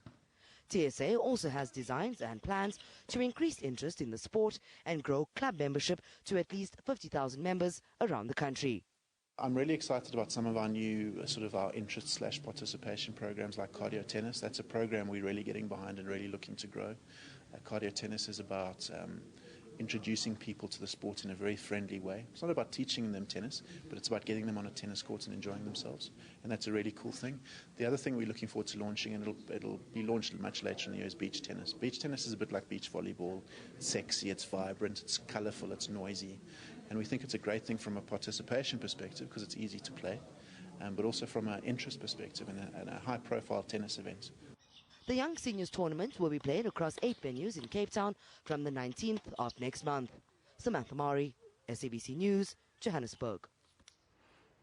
Now, Scotland's Mark Warren is the early leader on day 1 of the Maybank Malaysian Golf Championship in Kuala Lumpur. Warren finished his round on 9 under par 63 as 2 shots clear of Pachara Kongwatmai of Thailand.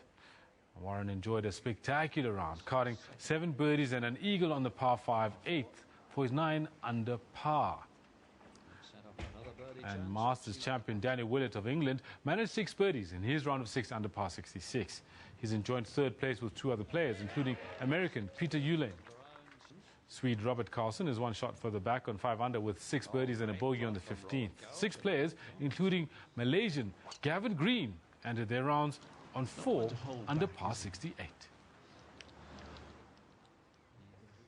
And that is where we leave it with the sport. I want to say thanks very much for having joined us. You have been watching Newsroom. The time has just hit 1:45 midday. My name is Kendall Makhamati. I'll be back tomorrow morning with the rest of the team to bring you more news, more analysis, as well as more highlights and news from the world of sports. But before I leave you, I'll leave you with the weather update. Until then, let's have simply.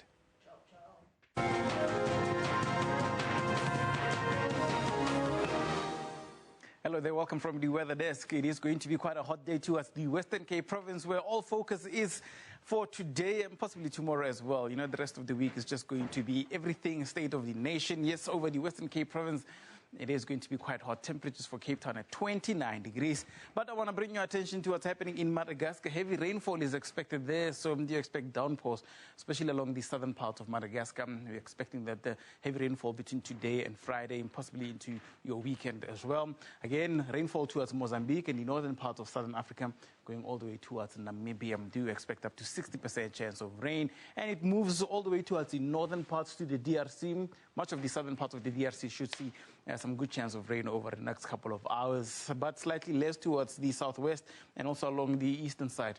Do expect possibilities of clear conditions and hot and dry conditions for the Northern Cape as well as the Western Cape. Those could lead to fell fires in these areas, so please just be extra careful there. You know, it can destroy some natural habitat and also some houses along those parts or any other property. So please be extra careful there. Sutherland, a maximum of 32, 29 for Cape Town and 27 for Port Elizabeth. Bloemfontein at 31 degrees. Generally hot day along the central and the western side of South Africa. Up north into Zimbabwe, do expect widespread showers from the northern parts right through Harare and going out towards Malawi and the northern parts of Mozambique. We're expecting rainy conditions there for the next couple of days. It's going to be quite a wet weekend for all those that are going to be along West Africa, starting from Brazzaville, Kinshasa, going all the way north. But it starts to clear for Banjul, usually quite dry along those parts, including Juba. You can see temperatures are quite similar there, 38 and 39. A bit of a hot day for the eastern side of Central Africa. Mombasa at 30 degrees, 30 for Dar es Salaam, and Mogadishu at a maximum of 31. And no chance of rainfall is expected right across the central parts. It's basically just going to be quite clear and a bit of rain along closer towards the equator. Basically there, that's what you should expect. For all those that are going to be towards Morocco, rainy conditions. Yes, it's been showing a good signs since the weekend, but it never really materialized. So hopefully today the rainfall will come through. Mecca over the Saudi Arabian region is at 31 degrees. Some partly cloudy skies for Riyadh, but cool weather for Baghdad at a maximum of only 9 degrees. The rest of West Africa is going to be nice and warm. 37 for Niamey as well as over Bamako, and we've seen those lower 20s towards Marrakesh. 26 towards Dakar, and just along the coast again, just do expect slightly warmer conditions there with a little bit of showers coming in throughout the day. That's it from the weather side, but stay tuned, there'll be more later.